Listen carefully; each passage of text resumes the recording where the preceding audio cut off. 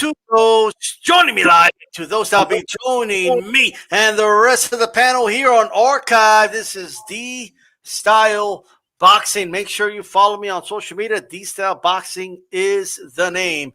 I do have my co-host on the line playing that violin, all right, like a sinking Titanic.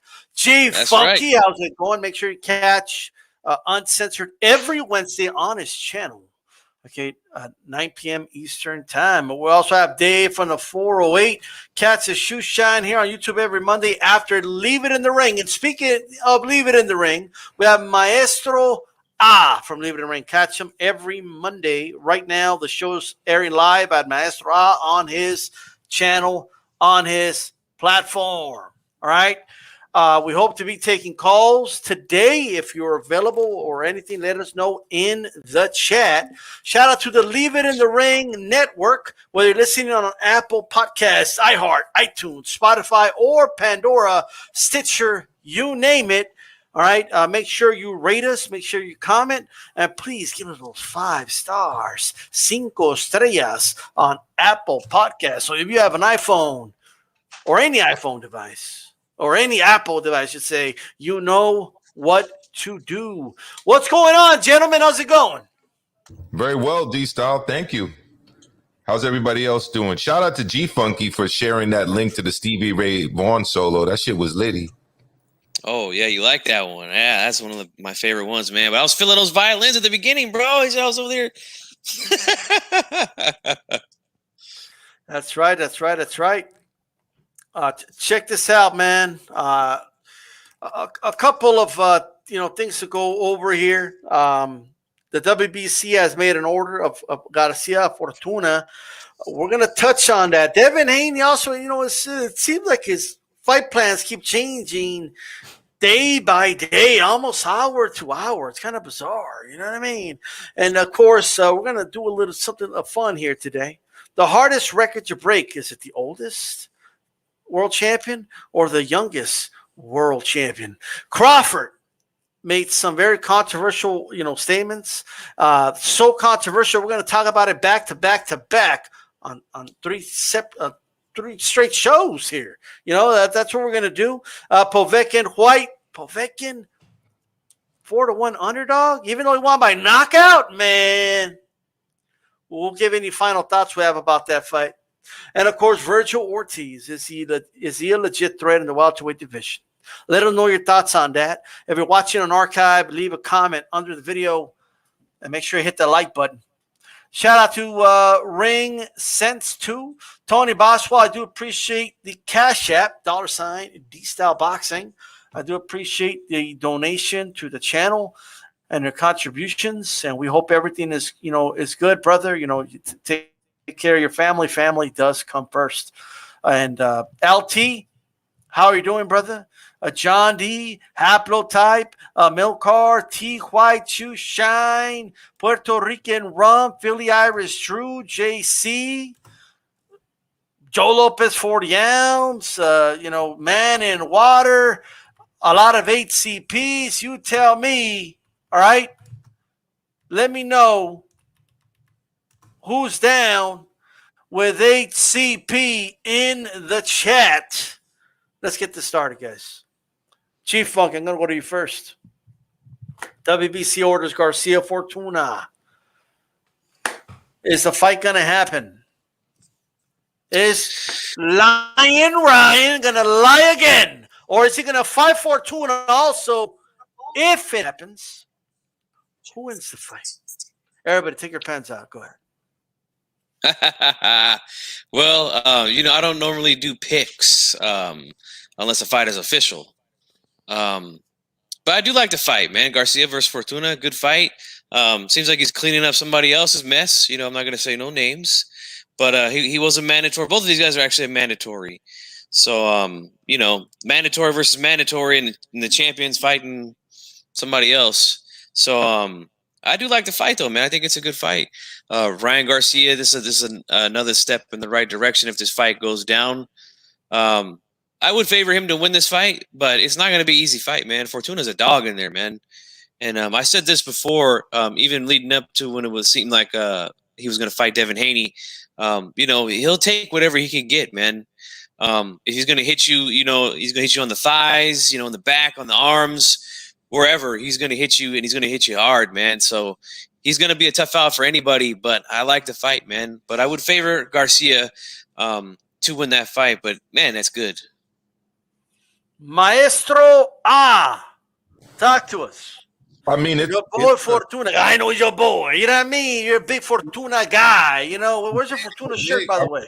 Fortuna guy. He's literally and figuratively the dark horse in the division. And I think he's been slept on for a while. I think that Samson Lekovic is one of the best talented or eyes for talent out there in boxing.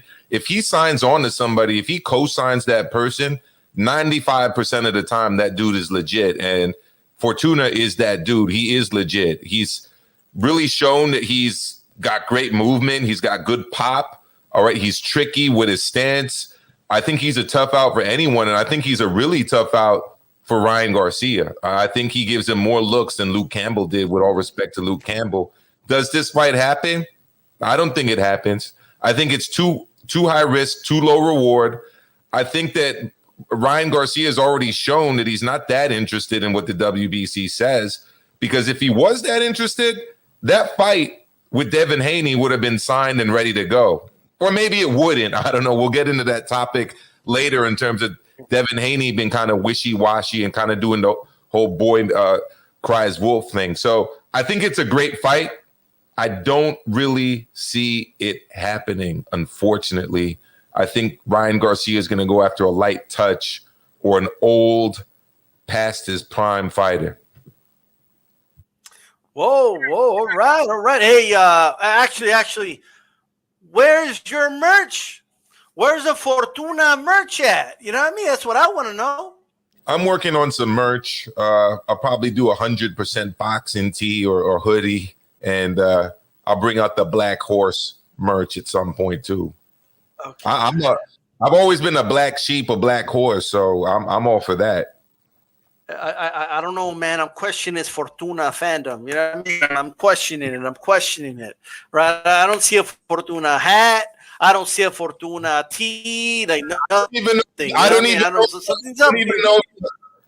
know if the brother has a website or if he's got a blue find check. out.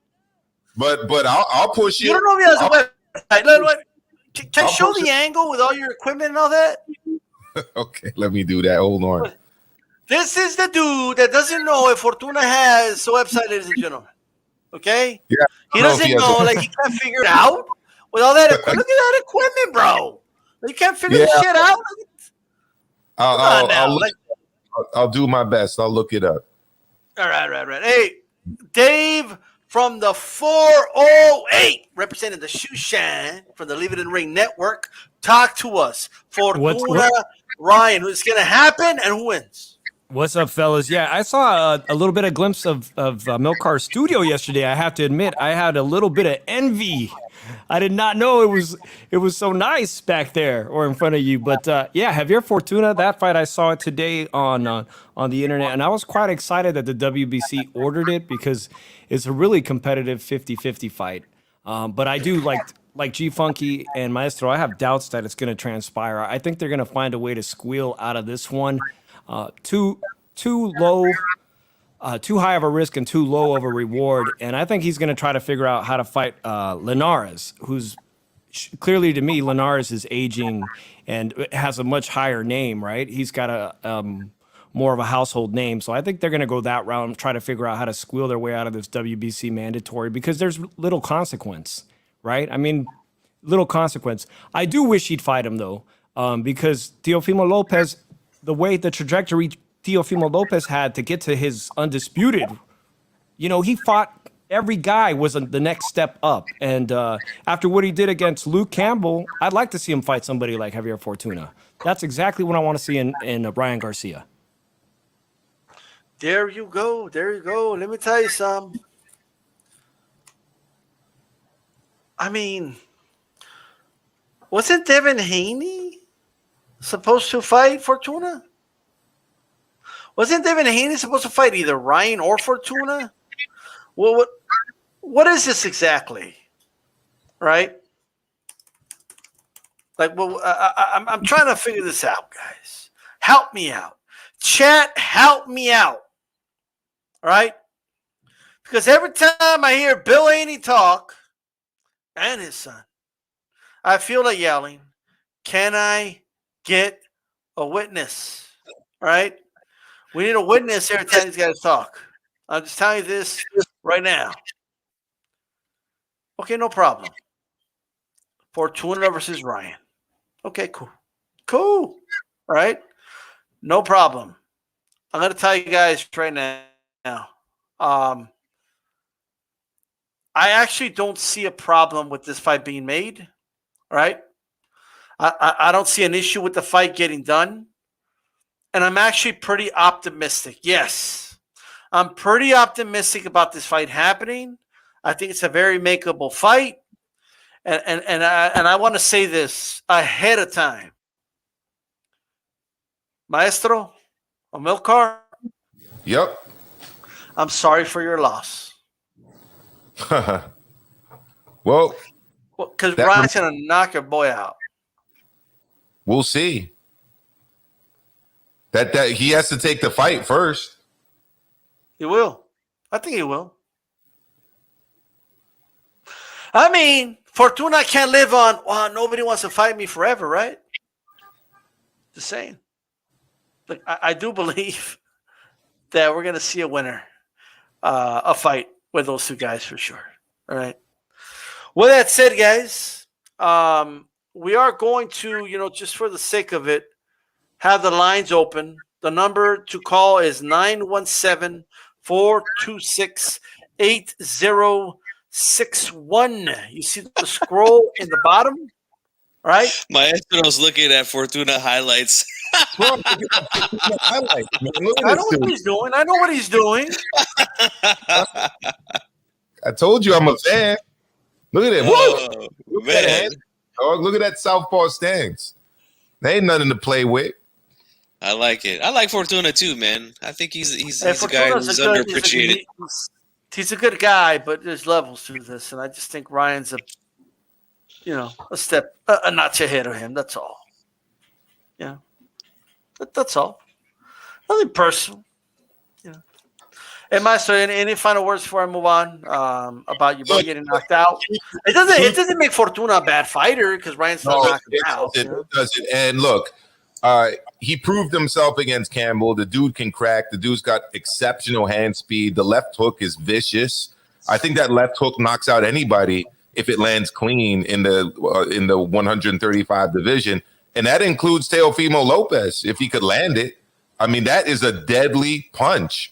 I just question how committed he is to taking on top talent because, look, we've heard him go after Tank Davis. That didn't really materialize. He was talking about Pacquiao. I do not know what that was all about. That didn't materialize. And now, hopefully, he takes on someone who, let's be frank, Devin Haney didn't really want to take on, at least by the sound of it. And I know we're going to get into that in a moment. Yeah, absolutely. Actually, segue us to that. Devin Haney, seems to have plans all the time. Why are you always lying? Why are you always lying, Devin Haney? Right? Why are you always fucking lying? Come on, man. And look, let me tell you something. I know we got some pro Devin Haney guys in the chat. We do. All right? Shout out to Appletie, by the way. Chicano Prophet, how's it going? JC, Coco the Don. I know we got some pro Devin Haney dudes. It's all good. I'm a Devin Haney, I respect the guy's skills and all that. I just question how good he really is. I just don't think he's really tested himself. Shout out to H Money and Coco the Don. We're big Devin Haney advocates, but yes, Haney, it's all good, but I think Haney's making up too many stories about beating up 17-year-olds in sparring. Right? At least his dad is. All right? And getting called out about it. Shout out to Kid Austin. All right? He's just too busy with all this to come out now. Devin Haney I mean, they say, "Oh, we're gonna fight Linares. The fight's on." Okay, cool. Oh, psych! I mean, we could fight. Hey, bring it on, Lomachenko. Bring it on. Like what do you mean? You didn't even sign to fight Linares? Like, well, what is this? Oh no, he's the front runner. Didn't he just say you signed to fight Linares? No. So when were you lying? Were you lying when you said the Linares fight was done, or were you lying when you said that you sent the offer to Lomachenko? When were you lying? No, I said I was going to segue to Amilcar, but I can help myself. All right. Okay. Amilcar, talk to me. I think Teofimo Lopez got it wrong. I mean, he called him the email world champ. You could just call him the e-capping world champ because he's capping over like every electronic medium you can imagine. Twitter, YouTube, you name it. Probably Instagram. I'm not on Instagram, but I'm sure he's capping on there too. Look, every day seems to be April 1st when it comes to Devin Haney. I mean, it's every day is a new April Fool's joke. Just like you said, D-Style's like, psych. It's like I'm back in middle school. You know, and some guy tries to trick you with something slick and something funny, something that he thinks will catch your attention, and it's psych. Got you. Look at you, dummy. Well, look, it's getting a little bit old, if you ask me. Pick an opponent. He better be a top 3 dude if he's not another belt holder. You sign the contract, and let's get it on. Like, you mentioned my man H Money. Got a lot of respect for H Money. You know, Mr. DAZN. Actually, I'll be walking down to DAZN headquarters on Monday, but I'll get into that later. But look, get that DAZN paycheck to a top-level opponent, and let's get you in a real fight. Because Yuriorkis Gamboa at this stage is not a real fight, bruh. He's just not. So right now, look, it's the e-capping champion of the world, man. That's pretty much what it is. And his dad is right up there with him.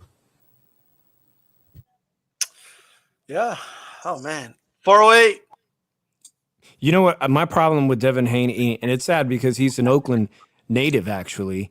And, you know, like Andre Ward was such a respectable guy when his career was at his peak. But I think Devin Haney, what I don't like about him really is that his lifestyle that he is so vocal about, his lifestyle, it's not commensurate of what he's actually done in the ring so far. That's just my opinion. All right. Okay. All right. Hey, G-Fucky. Burn. Well, I mean, I made a video last week about this whole sparring session stuff that whoa. has been Hey, what's up, associated. Devin? There he is. There he is. But, you know, look, before I get into that, I just want to say this. I've always said this about Devin Haney. I think the kid is very talented, you know, but like you said, D-Style, he's just unproven at this point. I don't know how good he is. We don't know how far he is. He hasn't fought anybody that's near his level yet, you know? So, you know, there's still a lot of questions about him in the ring. Now, these things with the sparring sessions and all that was exposed. Kid Austin, shout out to Kid Austin and his father. They caught Bill Haney in some lies, and they exposed him. And, you know, in a way, I'm kind of glad because I'm sick and tired of all the sparring talk, man. Like, nobody gives a fuck about that, at least any real boxing fan. I know a lot of these newer generation guys, they love to talk about sparring and all this other crap. I'm not into it, man. I've been in gyms, and I've seen amateurs beat up on professionals in sparring.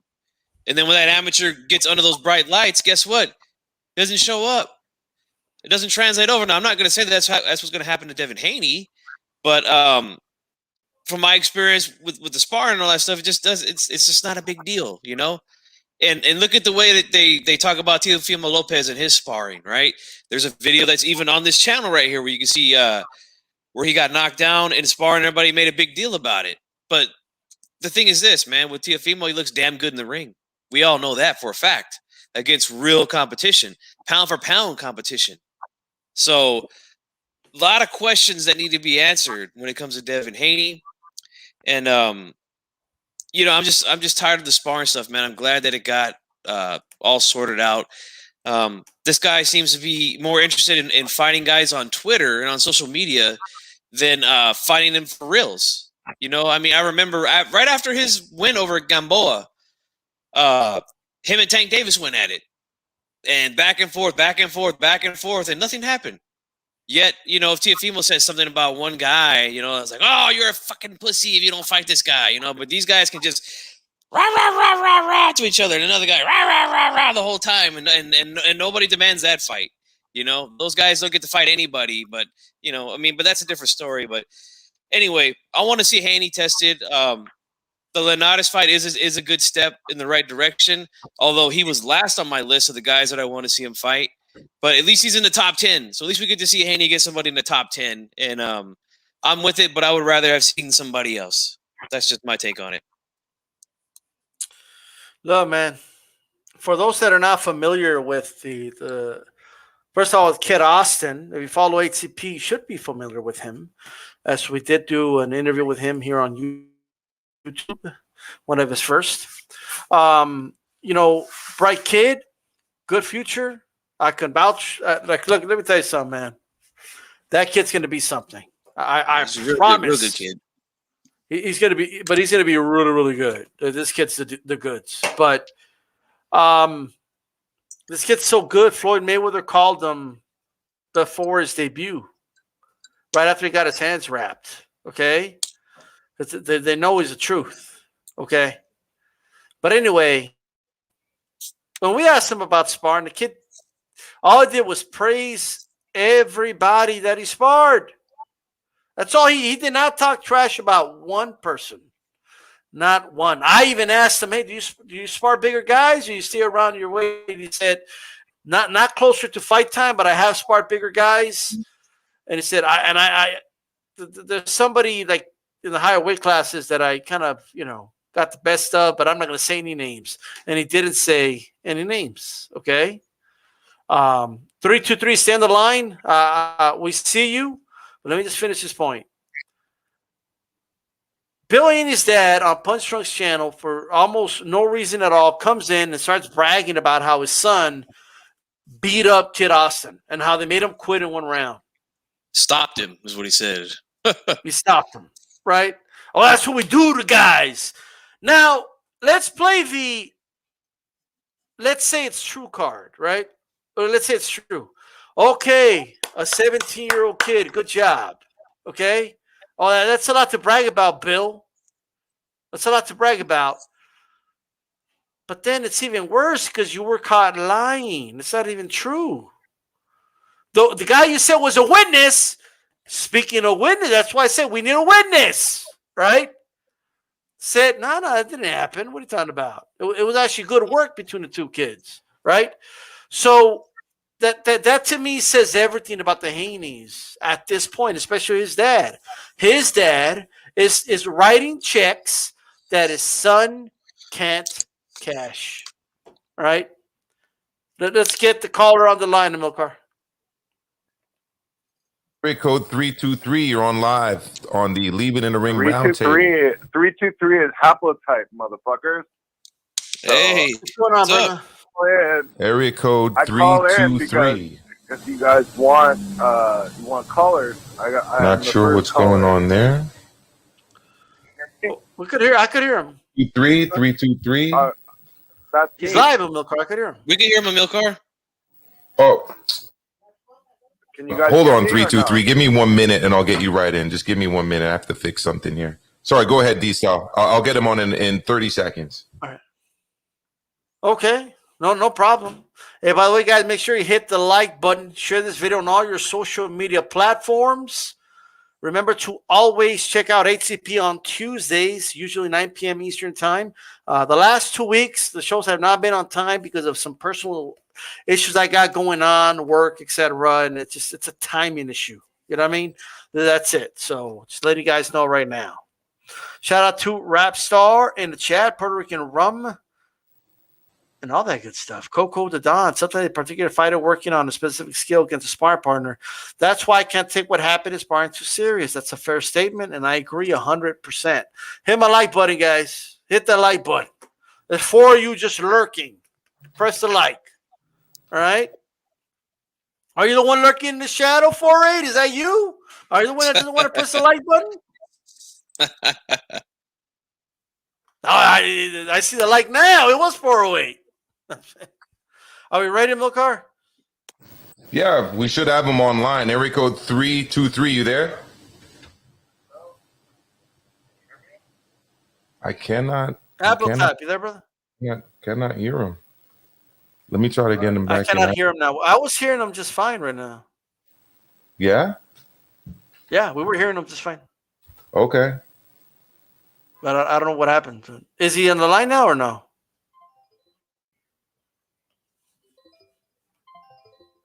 No. All right. Well, we figured that one out, guys. We got him now. Okay, I hear him now. All right, cool. It was just a bad connection, I guess. Go ahead, 323. I called back in. It's haplotype. 323 is haplotype. What's going on, bro? How's it going, brother? What's going on? Got it. I'll save your number, fan. Okay, do it because I like to call in and give my opinions. I feel like this Fortuna thing is like ridiculous, man. You got 3 champions and 1 sanctioning body, the WBC. You got the franchise, Tio. You got the regular, Haney, and you got the interim with Ryan Garcia. So, like, why do you need an interim champion if you've got 2 other champions that are fighting? It's so ridiculous. It makes me want to vomit. Like, I'm so sick of this shit. Like, excuse my language, but I'm like, this is the worst of all that I've seen in my life. And I've been following boxing pretty much my whole life. So, like, for them to do this is just a travesty. Like, they should not allow Fortuna to fight Garcia. That should not ever happen. Garcia, if he's the interim champion, according to their rules, he has 18 months to face the real champion, which is Devin Haney, because Loma dropped the belt and took the franchise. So, like, I mean, it's just a mess, bro. It's a mess, and I'm really sick of it, honestly. It sounds like you wanted to get a lot off your chest there, bro. I mean, I agree with a lot of what you said, though, man. The WBC has been an absolute joke, man, over the last couple of years. And not to mention the new Bridger weight. I mean, they downgraded themselves to WBA status pretty much with the introduction of not the emeritus, that was years ago, the franchise title. The super. Yeah, I mean, the WBA started that nonsense. I remember when the WBA first did it. That was Lennox Lewis. Yeah, but the WBA, when they first did it, like, you had to be a unified champion. You know, like, yeah, but then they changed it. Yeah, then they changed it to now you can just get it without even being a unified champion. So the whole shit is all over the place. And the WBC, and they changed this one too. And there are certain people who predicted this, like DStyle. I remember saying that he said that they would make it transferable, and I was like, oh, but they said it's not transferable. But DStyle did say, like, they're going to make the franchise transferable eventually. And that's exactly what they did. Yeah, absolutely. I mean, I'm not Nostradamus for that. I just know the pattern of the sanctioning bodies. Oh, it makes perfect sense. Like, they're doing what they set out to do, which was to create another super title, like the WBA, like Emil Carr just said. They're trying to make that the new like official belt. But the problem is that the other 3 sanctioning bodies, being the IBF, the WBA, and WBO, do not recognize the franchise championship as the real champion. So they can say all they want that that's the real championship, but it's not. So, unfortunately, I know Haney hasn't really fought anybody and all that, and everybody keeps saying that, but Haney is the real champion, according to all other sanctioning bodies. Well, I mean, yeah, but what is he doing? Like, who did he beat for that belt? You know the name of the dude? Well, He didn't beat anybody. But there's a reason for that. It's because Lomachenko didn't want to fight him. Exactly. Yeah, but I don't know, man. To me, he's a definition. Like, if paper champion was in the dictionary, like Devin Haney's picture would be right there. But that's not his fault, though, D-Style. It's not his fault. It is. He accepted the belt. He didn't have to accept it. It's Loma's fault for dropping the belt, and the WBC's fault for creating this franchise bullshit. Well, I mean, these fighters need to stop accepting secondary belts, right? In my opinion. And getting violated and paying sanctioning fees, too, because these belts don't come for free. Like, I think he's getting pimped out by the WBC, and he's letting the WBC do it. That's his fault. Yeah, I agree with that. Also, I say that I know that nobody really respects the franchise belt because of the way that it was brought out, but if anybody's actually bringing something solid behind that, it's Teofimo, because he actually fought for it. And he's the only one that's ever actually fought for it in the ring, Nobody else has. Canelo, it was given to him. It was given to Lomachenko. I know that Haney's father, again, with his nonstop lying, came on and said, "Nah, he petitioned for the belt. They gave it to him." It's like, no, he just because you petitioned for it doesn't mean that they're just going to give it to you. Like, the man had to beat Lomachenko to get it. So if there's any real solidness to the franchise, it's Teofimo's. To be fair, I don't blame Teo. I blame the WBC, and I blame Loma. Like, it's not Teo's fault that he got that. But it is the WBC's fault for making it transferable, and it is Loma's fault for dropping his belt and not fighting Haney. So Gotcha. I don't blame Teo. I wish he was really undisputed. I really do, because I think he deserves it. Because, like you said, he did fight in the ring to get that. But what he fought for was not the real belt. Not the one that's recognized by the other sanctioning bodies, period. Okay. The WBC had introduced the Diamond Championship as like a trophy that they award for a special fight, and that belt was not supposed to be transferable. But then I saw a bunch of dudes it seemed like you could win it off of somebody else. Whyte Povetkin was for the diamond belt, bro. Okay, this weekend is for the diamond belt. What? Whoa, he's gonna defend it up. But let me that ridiculousness aside, I want to ask Happel type a really serious question. Right? It's a two-part question. The first part is a simple yes or no, and then I'm gonna ask you the second part. But let me ask you the first part. In your opinion, is Teofimo Lopez the undisputed lightweight champion of the world? No. Okay. Let me ask you this.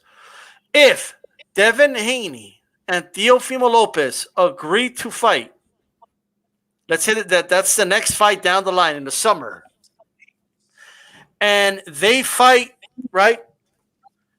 But Suleiman decides that he's going to make that for the franchise belt, and he's going to then crown somebody else, have two dudes fight for what is now the vacant WBC strap.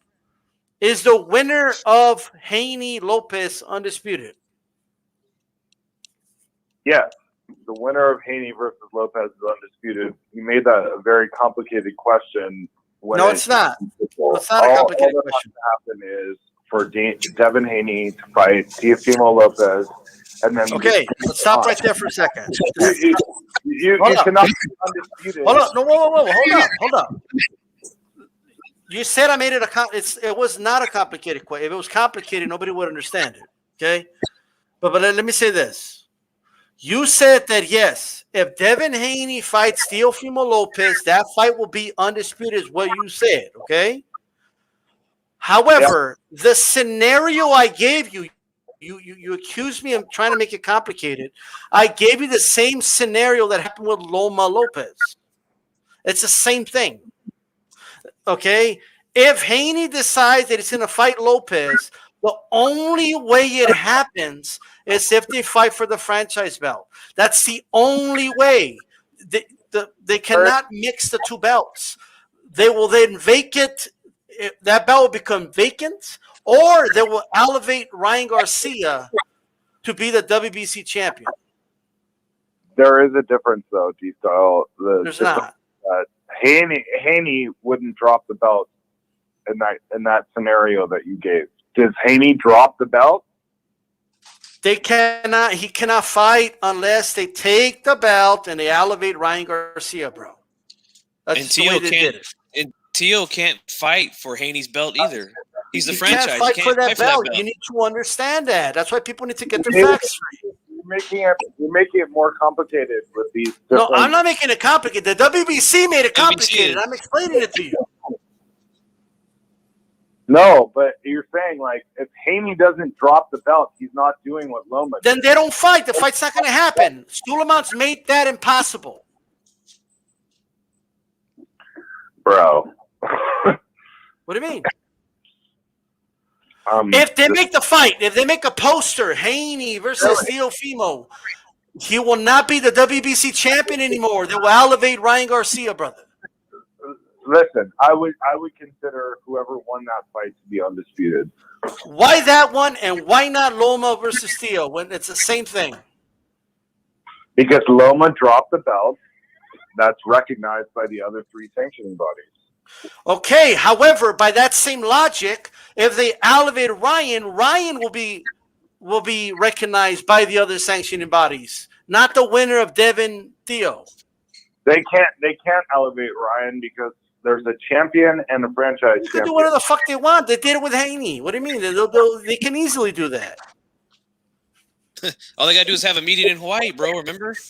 They'll just elevate. They'll just make an announcement that they elevated them. To be honest, let's be honest here. For that to happen, They did it with Haney because Loma dropped the belt. thank you. That's what I was just about to say, Haplotype. For this to happen in that scenario, essentially Haney would have to refuse to fight Garcia and then get stripped, and then Garcia would be elevated.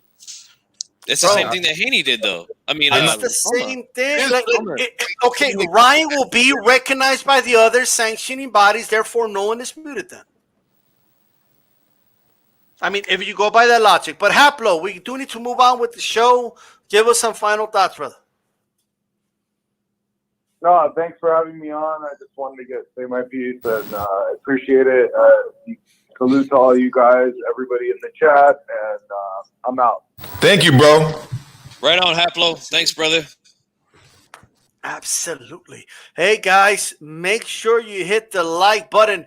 And by the way, you can always tune into Hispanics Causing Panic. What was that deal, Senior? Hispanics are causing panic, that? baby. Let's do it. That's right. All right. Hey, check it out, man. And also, guys, hey, subscribe to Maestro, bro. Subscribe to the dude. You know what I mean? I'm just saying. Due to some violent content, parental discretion is advised. I know you gonna dig this. Yeah, I'm confident that they're gonna dig my shit. So yeah, please do subscribe. St. Cruzan just made the comment of the night. Sanctioning bodies do not want to dispute it. Mauricio Suleiman has made it impossible. You know, when I'm explaining the scenario, though, I'm not trying to make it complicated. They made it complicated. Okay? Like, dude, by the year 2025, you're going to have to learn how to do calculus to know how the sanctioning bodies work. Okay? It's just crazy, bro. I don't know what the hell. No, what you got to do is, like, get the fuck out of here with Mauricio Suleiman, right? Get the hell out of here, brother. All right, anyway, we're going to proceed here, guys. Here's what I want to talk about, man. You know, this was a great topic that was proposed by the one and the only Amilcar, okay?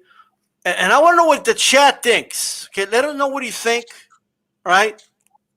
Which record is harder to break, the youngest guy or the oldest guy to become heavyweight champion of the world? On November 22nd, 1996, 20-year-old Mike Tyson knocked out 33-year-old Trevor Berbick in just 5 minutes and 35 seconds to become the youngest heavyweight champion ever, right? Unbelievable. But on November 5th, 1994, Big George Foreman, 45 years old, bro. I'm 37. It hurts when I wake up. This dude became world champion at 45, right? Heavyweight champion when he defeated 26-year-old Michael Moore in the 10th round and wear him with a nice, beautiful right hand. Put him out. You know what I mean? Hey, chat. I want to know what you guys think. Which record is more impressive in your opinion out of those two? And I want you stop and think about it. Don't just say, "Oh, it's definitely this." Stop and think about it. You know what I mean? Because I have thoughts about this, and I've gone back and forth with it. Shout out! Look at this at the Bronx. You know what I mean? Now we don't want to see you, Milcar. We want to see that beautiful stadium over there. You know what I mean? Okay, the ballpark of the Yankees. But check it out. Look at that. Look, that's live and uncut, ladies and gentlemen. All right? Live and uncut. Yes, sir. Hey, G Funky, I'm going to start with you.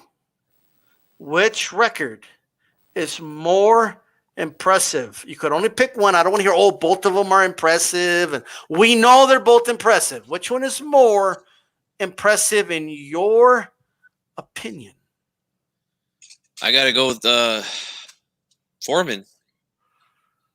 Have to.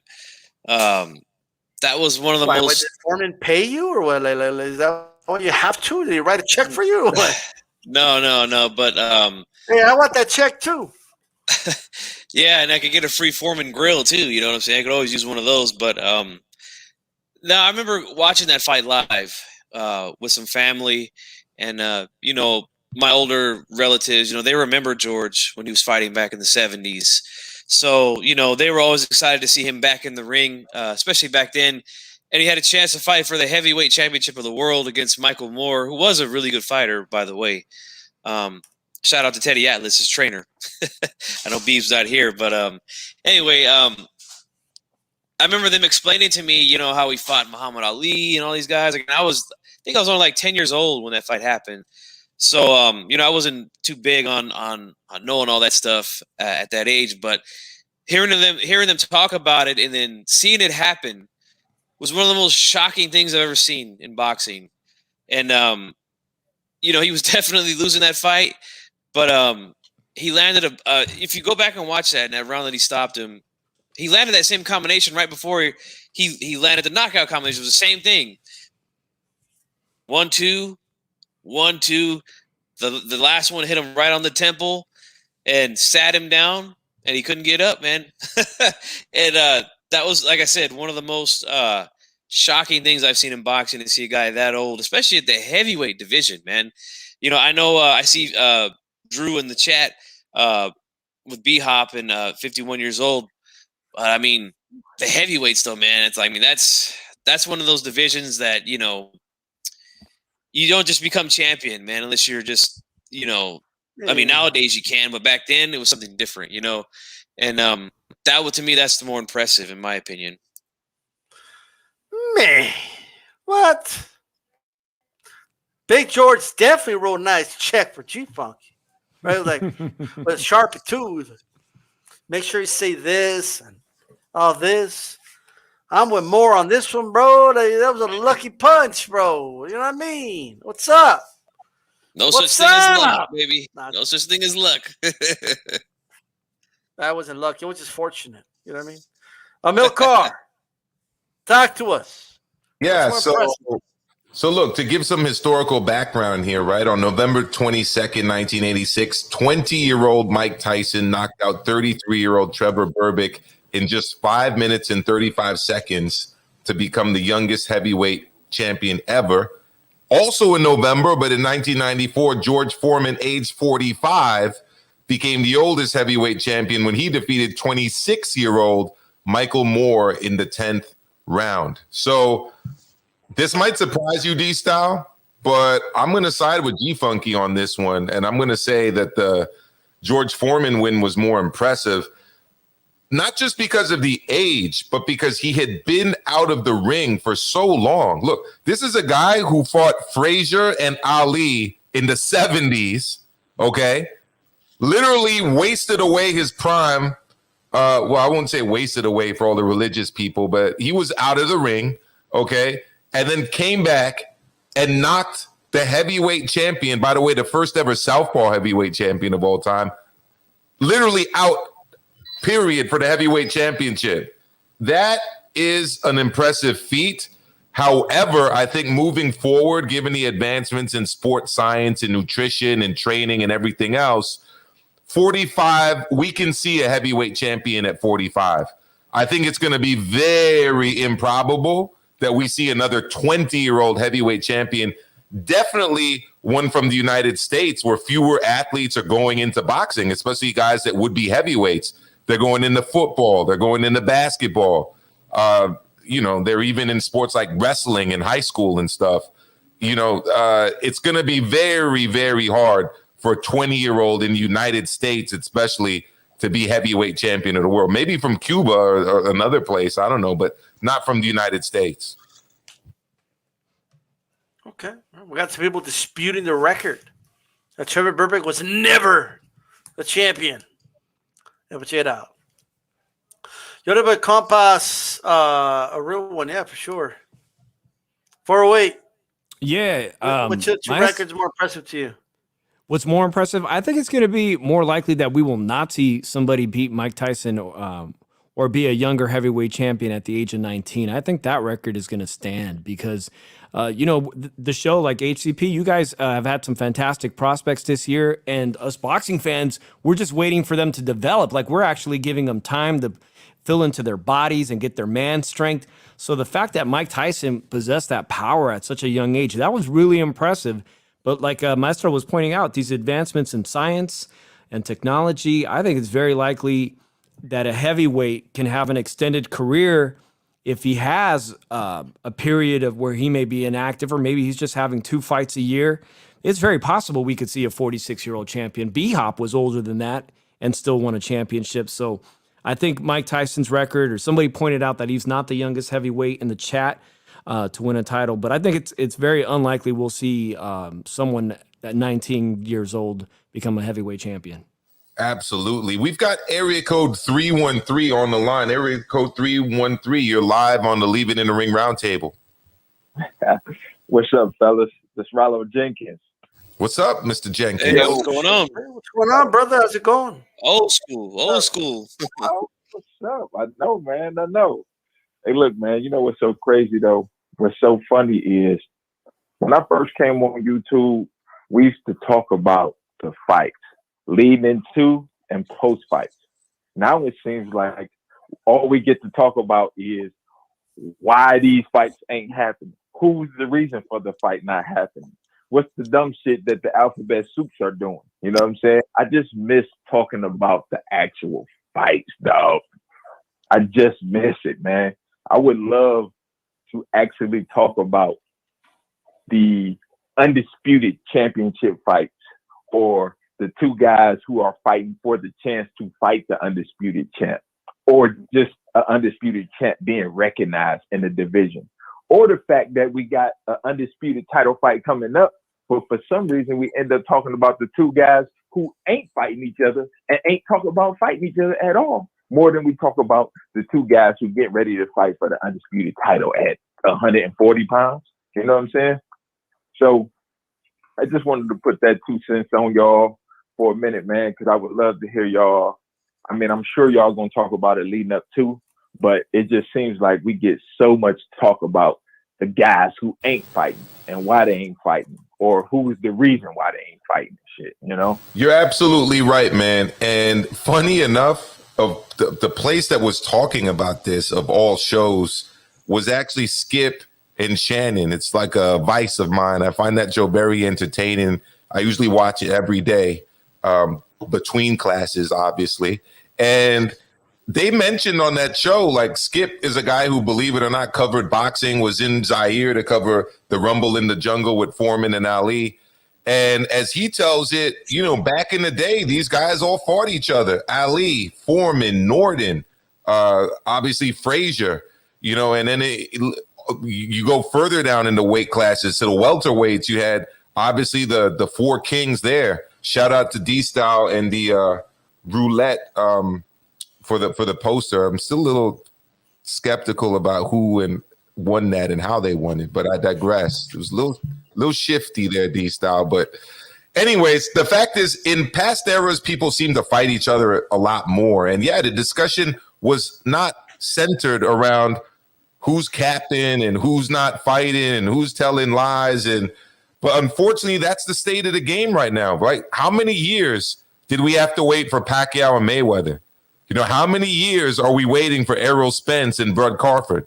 You know, it's crazy. Yeah, man, a lot of great points. By the way, Speaker Man Sports Talk, I appreciate that, brother. Okay, so smash the motherfucking like right now. It says, "What's up, fellas? How's it going, brother?" Jose Yep is in chat. How's it going, man? Hey, man. Hey, Rilo, what's the most impressive record for you? The 20-year-old Tyson winning the heavyweight championship, or 45-year-old Foreman winning the championship? You still? I would say a old cat, because you got to have, you know what I'm saying? Dudes don't even get their shot till they 25 now. You know what I'm saying? You can win 100 fights and shit, but for some reason, there's always the weight getting, you know? Yeah. All right. Hey, man, any like what I want to say about what you said, I mean, it's absolutely true. We also live in a culture right now where it's a lot different than when you were more active on YouTube like 5-6 years ago. You know, today, you know, people make money on YouTube, you know, so telling people what they want to hear and running narratives is just more profitable than just good old fashioned boxing talk. You know what I mean? Yep. And I think that's why you see a lot of what you see on YouTube. That's true. But I would definitely be checking in when y'all talk about that Ramirez Taylor fight, because I'm kind of amped for that, and that is a fight that I'm looking forward to, because it is exactly what we want from these other guys. And I just feel like if we talked about that more, then maybe that will entice other guys to do that. You know what I'm saying? But I appreciate y'all, fellas. You know what I'm saying? I'm gonna go back to listen. I'm about to turn my my YouTube up back on my stereo so I can hear y'all. All right. Absolutely. All right, Thank brother. you, man. Thanks for It's the call, Rilo. Shout out Man. to Rilo. He actually listens to us from the Apple Podcast. You know, he was always saying, "Are you on Apple Podcasts? Are you on Apple Podcasts? Are you?" You know what I mean? Like, now we are, because they'll leave it in the ring. So shout out to him. Well, with that said, let me say this: 20-year-old bro, come on, what's the matter with you guys? Especially when you look at what happened. Tyson was a phenom. And by the way, shout out to Tony Boswell. I appreciate the cash app, brother. Most definitely. And the best to your family, bro.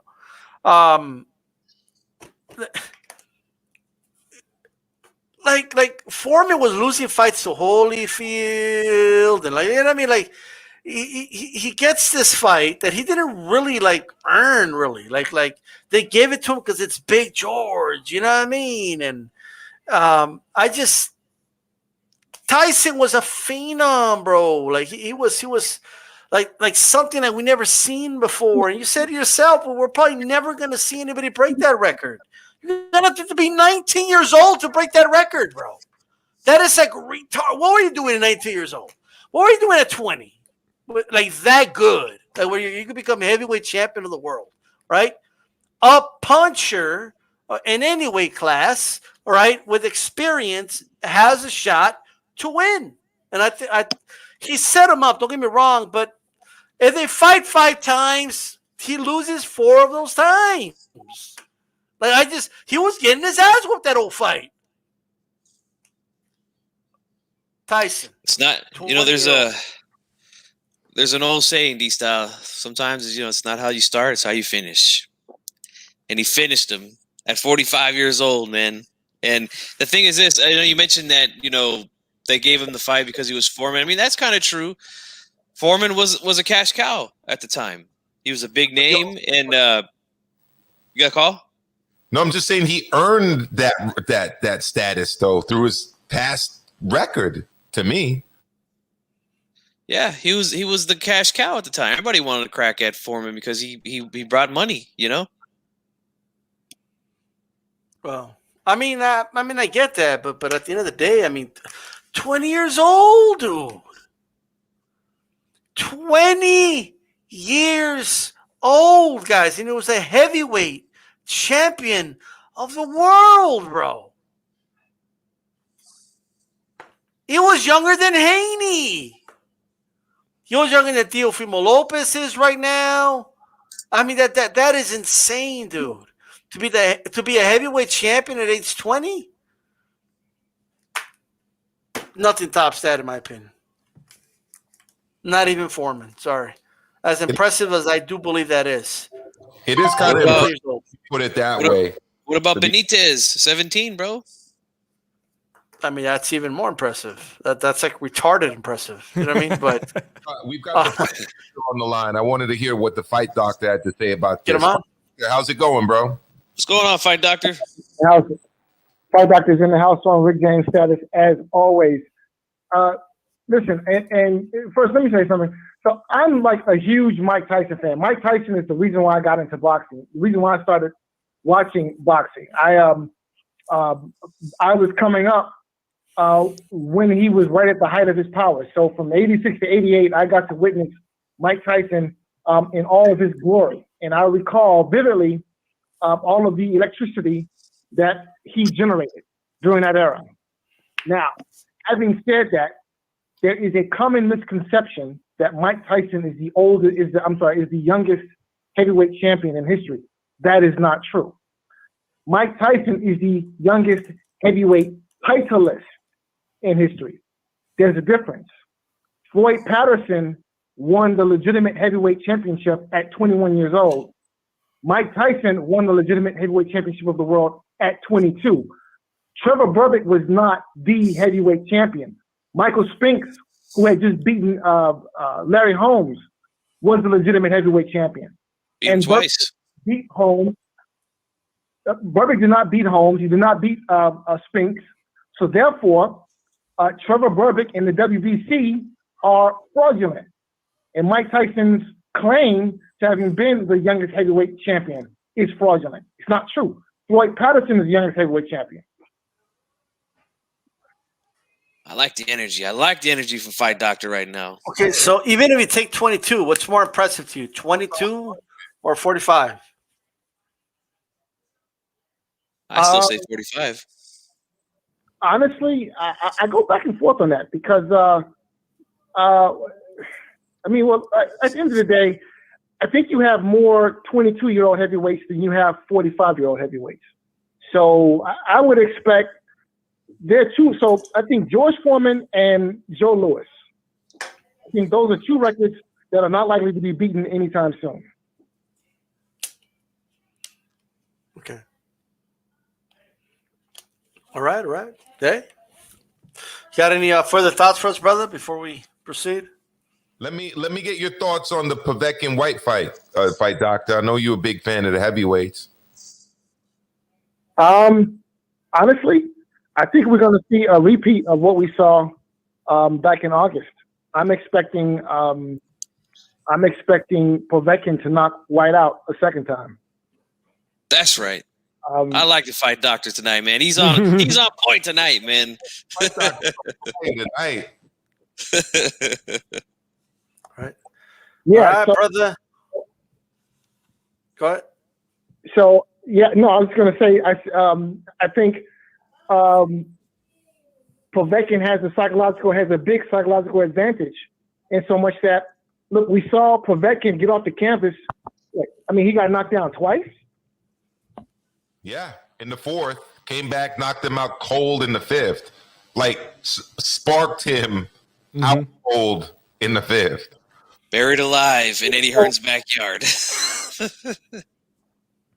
Yeah, so there's just something to be said about when you're putting hands on a guy and you put a guy down on the canvas only for him to come back and one punch knock you out. So I think that's going to be playing in the back of Whyte's mind. And yeah, I think Povetkin is going to send Whyte into retirement. That's what I think. I agree with you, Fight Doctor. I agree. I'm rolling with the OG, the veteran, Povetkin again, man. I think he's going to get him. Yeah, same. Hey, man, we on that, but we'll get into that soon. we definitely appreciate your call, Fight Doctor. Any other thoughts you want to give us before we let you go? No, that's it. I just wanted to just comment on the whole situation with Mike Tyson. So I look at it from a boxing purist point of view. So the WBC, BA, IBF, BO, whatever, in my mind, they should all be ignored. And the only guy who should be recognized as a champion is the guy who beats the man. And if you have not, and in my mind, in order to beat a man, you have to beat the man. And Mike Tyson wasn't the man until he beat Michael Spinks. All right. Good stuff, man. Sounds good. Sounds good. Solid argument, and you can definitely make that. It's solid. It's a solid argument for sure. All right. Yeah, so that's all I got tonight, gentlemen. All right, thank you, Fight Doctor. Look forward to chopping it up with you again soon. Good call, man. Thanks for the call, man. If I may, Maestro, you got me thinking about something. If the landscape of the American sports landscape, we've entered the era of the super heavyweights now. And Mike Tyson, by today's standards, would be considered really short. The type of athlete necessary to win a heavyweight title today, we're talking about a kid who's 6'5" and up, 6'7", that he'd be coveted by every school, either in basketball or Division 1A football. And that's really, to an athlete, that's probably where they think the money's at, which is why we're seeing so many converts from football, NFL, or collegiate football athletes wanting to be heavyweights later on when the NFL dream goes away. Yeah, absolutely. Yep. I mean, there's a lot of guys who've come to the heavyweight division because guess what? They used to be college football players. Like, look at Dominique Brazil as an example. Mm-hmm. He's one. There are others as well. Unfortunately for us as fight fans, big guys in high school are not choosing boxing as their primary sport. Like, boxing is like the second or third option. Deontay Wilder wasn't a boxer in high school. He was playing football and basketball and other sports. We've got area code 804 on the line, though. 804, you're live on the Live It in the Ring Roundtable. What's up, bro? What's up, fellas? This is your boy D Jeff in the building. D Style G Funky. Maestro. Brother? Good, what's good? What's going on, D? Good to hear from you, man. For sure. Yeah, man. Yeah, listen. Dillian Whyte gonna knock Povetkin out, man. Somewhere between 7 and 9. I'm sorry, man. Povetkin, listen, age is taking effect here, guys. Look, this is what I'm going to say about it. This is how I'm going to put it down. Dillian Whyte, it's a blessing in disguise because he didn't need to take this fight so early after that knockout. He had a concussion, right? The fight got delayed because of venue reasons. Then Povetkin got coronavirus. It got delayed again. He got coronavirus. He had to go back for a second time, which is why it got delayed for the third time. Time is not on Povetkin's side. That's his worst enemy right now. The dude is 41 years old. That's his worst enemy right now. And Povetkin, here's the biggest thing.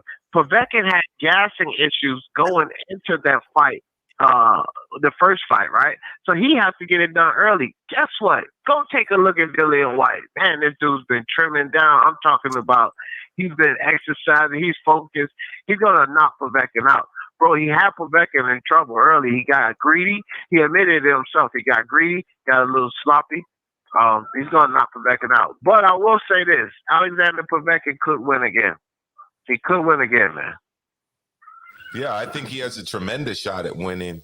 I mean, his inside game is obviously much better than Dillian Whyte. Dillian Whyte is susceptible to getting hit to the body, which is what led to him getting knocked out with that brutal left uppercut. I can definitely see, we talked about this, D. I could definitely see it going either way, but I kind of siding with Fight Doctor here, man. We've not really dove into the psychological factor of, getting knocked out like that. I mean, he was out cold, like he was stiff as a corpse, flattened, literally, by Alexander Povetkin. I don't know how he's going to approach this fight mentally and whether or not he's going to be able to do the kind of things that he's done in the past or that we think he's capable of doing. Bro, the Fight Doctor got the flu. He's been drinking too much NyQuil, fam. Dillian Whyte is going to knock him out, dog. Oh, man, that's a beautiful uppercut right there.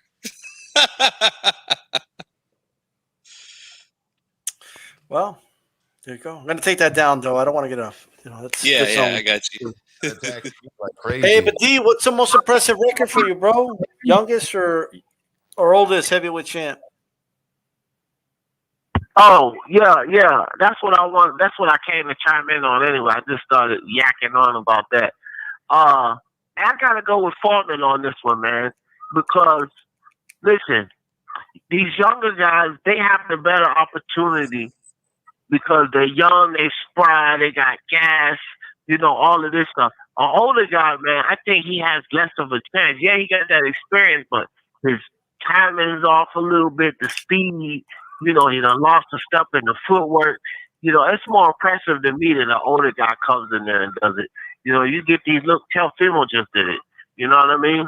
So you get these younger guys to come in there and do the impossible. But that older man doing it, that shit's impressive, bro. Like when Herschel Walker retired from the NFL, he was damn near 50, like in his late 40s, and he went to MMA and beat 3 guys straight and then just left. Said, I just wanted to show everybody I could do it. Like, that shit's amazing to me, bro.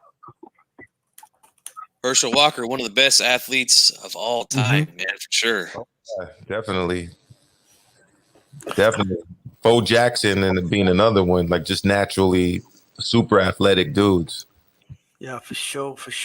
Hey, shout out to everybody in the chat, man. Joe Lopez, 40 ounce, Stephen, Tracy, A-Rod, 92, 8KU, the GOAT, Alexis, Raider LA, all you guys, man. I appreciate you guys being here. Make sure you hit the like button on your way in. Stephen, 4722 says D-Style with the gloves up. What's up? And Joe Lopez, 40 ounce with a comment of the night saying UFC sucks. Thank you. You keep your wrench. I'm gonna go ahead and clear the phone lines up, fam. I know there's other people that's probably gonna call. I ain't gonna hold the phone lines up. Y'all know I could talk all night, but appreciate y'all. Y'all keep doing a good job, man. This is a great channel. Love it. I'm a member. I'm gonna keep subscribing. Keep supporting. And Dave, I ain't forget you, bro. I think I ain't even shout you out, Dave. But what's up, brother? What's up, D? Yeah, but yeah, man, y'all keep up the good work, bro. Keep up the good work. Love you guys. Thank you, D. Sure. All right, D. Appreciate the call, bro. For sure. All right. Call in, guys. 917-426-8061. I do want to proceed here.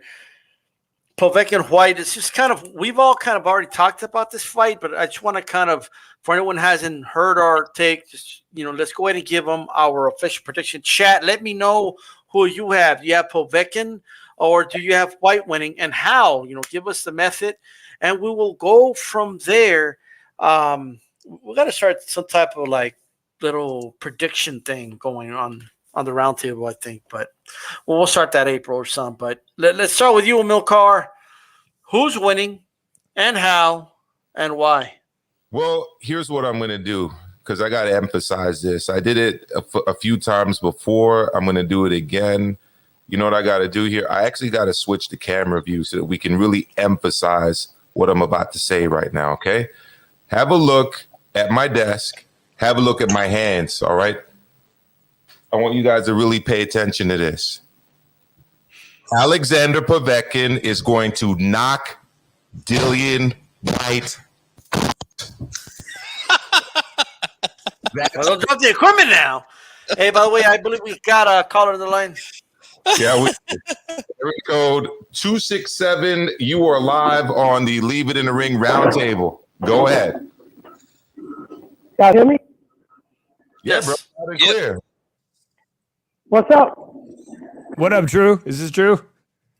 What up? Yes, it is, Drew. Billy Irish. All right. What's going on, Drew? Big Povetkin Irish. fan. From the shoe shine. How's it going? Now, I had a comment on this because I got to make my prediction on this because I was exactly right on the first fight when I said Povetkin was going to knock him out in 5 rounds.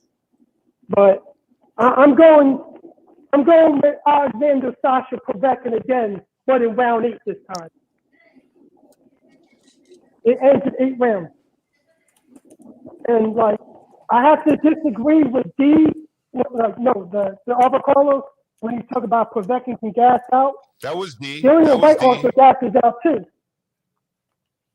Like, Dillian Whyte also gasses out too. He also has a habit of coming in out of shape for his fights also. So I really don't think Dillian Whyte is going to really redeem himself this time. And it's just like a matter of time because I think this fight is going to be like a crossroads fight for him.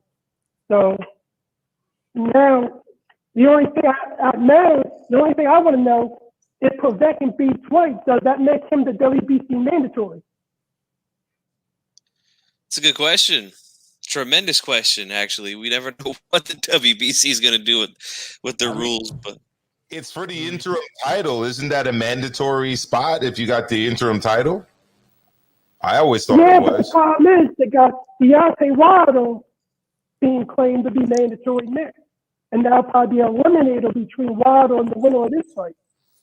How can a guy that doesn't hold the interim title be a mandatory over the guy that holds the interim title? I don't really understand that. Well, you know the WBC makes their own rules up and everything. They wouldn't let Dillian Whyte fight Deontay Wilder when he was a mandatory for so long. yeah, that's definitely something that was out there. But, I want to comment on the Povetkin gassing out. I mean, I think there is some truth to that, but I think Povetkin understands that he has to fight in spurts. Like, I think he did that against Michael Hunter in that fight. And he was able to go the distance with a young, hungry guy and arguably won that fight. That fight ended in a draw. So I think he still got some left in the tank, man. So I'm rolling with the OG again, man. By the way, shout out to Sonteo, won himself $5 cash app, pointed out on Milcar's cat. El gato. Just want to do it. Just point out the cat in the chat. You win $5. Easiest $5 every round table. You know what I mean? There you go. The other thing too, though, G Funk, is you're absolutely right. And Drew, look at the fight with Joseph Parker. He gassed out. He almost lost at the end. And that wasn't the only performance he had where he had obviously cardio issues. So, and it wasn't just against Marius Wach where he was like almost 300 pounds. His cardio has been an issue at various points in his career. Yeah, I mean, his body looked terrific going into this last fight. I mean, compared to when he fought that moron Watch dude or whatever his name was. I mean, he looked soft as hell in that fight, and he came in tremendous shape for Povetkin, and he got put to bed early. So I'm still gonna roll with him, man. The OG, man. Peak your mind. Sports Talk said Povetkin had coronavirus twice. That messes up with the respiratory system. Also, he's older than he was before. Yes, Povetkin gets a spot belt holder, but not automatic mandatory. Hey, Drew, give us some final thoughts, brother, before we proceed. Well, I think it would be harder for somebody to become the youngest champion because of what they do today. They try to develop them more, the younger fighters. They try to not let them get into a big fight until maybe 25 or 26 now. Like these younger fighters really are more developed and put them in a ring against a big fighter like a Lomachenko or somebody. Yep. Yeah, Drew brings up a good point. Even there's a young prospect I'm enjoying watching on ESPN, Baby Anderson. Have you guys watched him yet? He's very young, but he's nowhere near being developed. He would certainly not beat that record, even a American fighter, top heavyweight prospect like him. He's already older than Tyson was. Yeah. I mean, I don't know where they'd find a kid that was devoted just to boxing. He'd have to be 7 years old and be a beast in high school, 6'5", and on the international circuit. Yeah. All right. Hey, Drew, Thanks, thank Drew. you so much for your call, brother. You guys can catch Drew on with 408 every Monday after Leave It in the Ring and on podcast form every Wednesday on the Leave It in the Ring network. It is on Apple Podcasts. Speaking of Apple Podcasts, don't forget to give us those 5 stars. If you have an iPhone right now, okay, go to Apple Podcasts, Leave It in the Ring network, and make sure you give us those 5 stars. That's LIITR. Okay, and that is that. All right. So with that said, I will say that I'm definitely going with the safe bet. I believe I know what the odd makers are looking at, and what they're looking at is an older Povetkin, like D said, and someone who was taking, he was getting battered around. He was getting his licks into, but he was getting battered around, and that's going to likely happen again. And we have to ask ourselves, how likely is it that he gets the knockout? By the way, guys, we're hosting the show, and we're doing all this for you. Please let us know what's going on with that Serrano fight. I would love to know. Update us on that. You know what I mean? G Funky, what's going on? Who's going to win it? Whyte Povetkin? Is that what we're talking about? Yeah, Whyte Povetkin. Who's going to win it, brother? Going with the OG again, man. And I called it the last time, and I'm calling it again, man. I've never been impressed with Whyte. I don't know. I'm just something about him. I've never been big on him. Never thought he was that good. And I think it really showed in that fight. You got careless, got a little sloppy, and the gold medalist, the more skilled guy, even though he's the more older guy, took advantage of it and put him out. And I'm rolling with him again, man. Easy work. Gotcha. 408, really quick. Whyte Povetkin, who do you got winning, brother? All week I thought Povetkin for sure. I started to examine why are the bookies picking the other guy to win, and I was so convinced Povetkin would win. But I also felt the same way about Deontay Wilder, that he was going to win that second rematch against Tyson Fury, and that didn't pan out. But I'm going to go with my gut still and say Povetkin finds a way. He's got his number. All right, there we go. All right, with that said, guys, make sure you hit my like button. Whyte's going to get KO. Man, it says Raider out of LA. A lot of people rolling with that. Man, those odd makers 4-1, and I think that's definitely gone down. Like I said the other day, gee, fucking more people putting money on it, et cetera, et cetera. Hit the like button. Let's go ahead and we're gonna proceed. We have a caller on the line. Please stay on hold, please. I gotta proceed to the next topic. Crawford, Canelo. Crawford made some comments about Saul Canelo Alvarez, right? Saying that he's shying away from black fighters is what he said. You know what Crawford said? He said, somebody needs to say it. I'm going to say it. I don't think he's fighting black fighters. I think he's avoiding Charlo. I think he's avoiding Andrade. And I think he did it because they're black. That's what he said. Okay. I want to know what you guys think in the chat about that. Is there some truth to it in your opinion? No truth to it in your opinion? We definitely want to know. You can call in and give us your opinions on that. Right? We do have a caller on the line. Let's get him on the Milker. Yeah, we've got area code 804. Round number 2, I believe. Yeah, it's me again. Look, DStyle, you should just send me a link because I really want to cook on that Crawford situation. But look, this is the thing, though. I wanted to say this about Povetkin right quick. Y'all got to remember, he had it twice, bro. The second time it was delayed because he had COVID again. That's going to play a factor, bro. Yeah, both of them had gas tank issues, but Dillian White's younger, Povetkin's older, and he had it twice, bro. Twice. But with Crawford, you want me to just cook on it now? Because I know you probably so soon. All right, look, check it out, man. I just put a video up. I don't know if I did yet. If not, I'm working on it, but I might have put it up. Anyway, this is my ideas on this. Terrence Crawford need to shut the fuck up. As a matter of fact, I didn't put the video up yet. As a matter of fact, I need to go ahead and load that. But he need to shut the fuck up, bro. Listen, it's not that Terrence Crawford is in a 4-belt undisputed champ, 3-division champ, and doesn't have the right to weigh in on certain boxing topics. But, and I say, yeah, Terrence Crawford deserves to talk about this. He does. He has that right.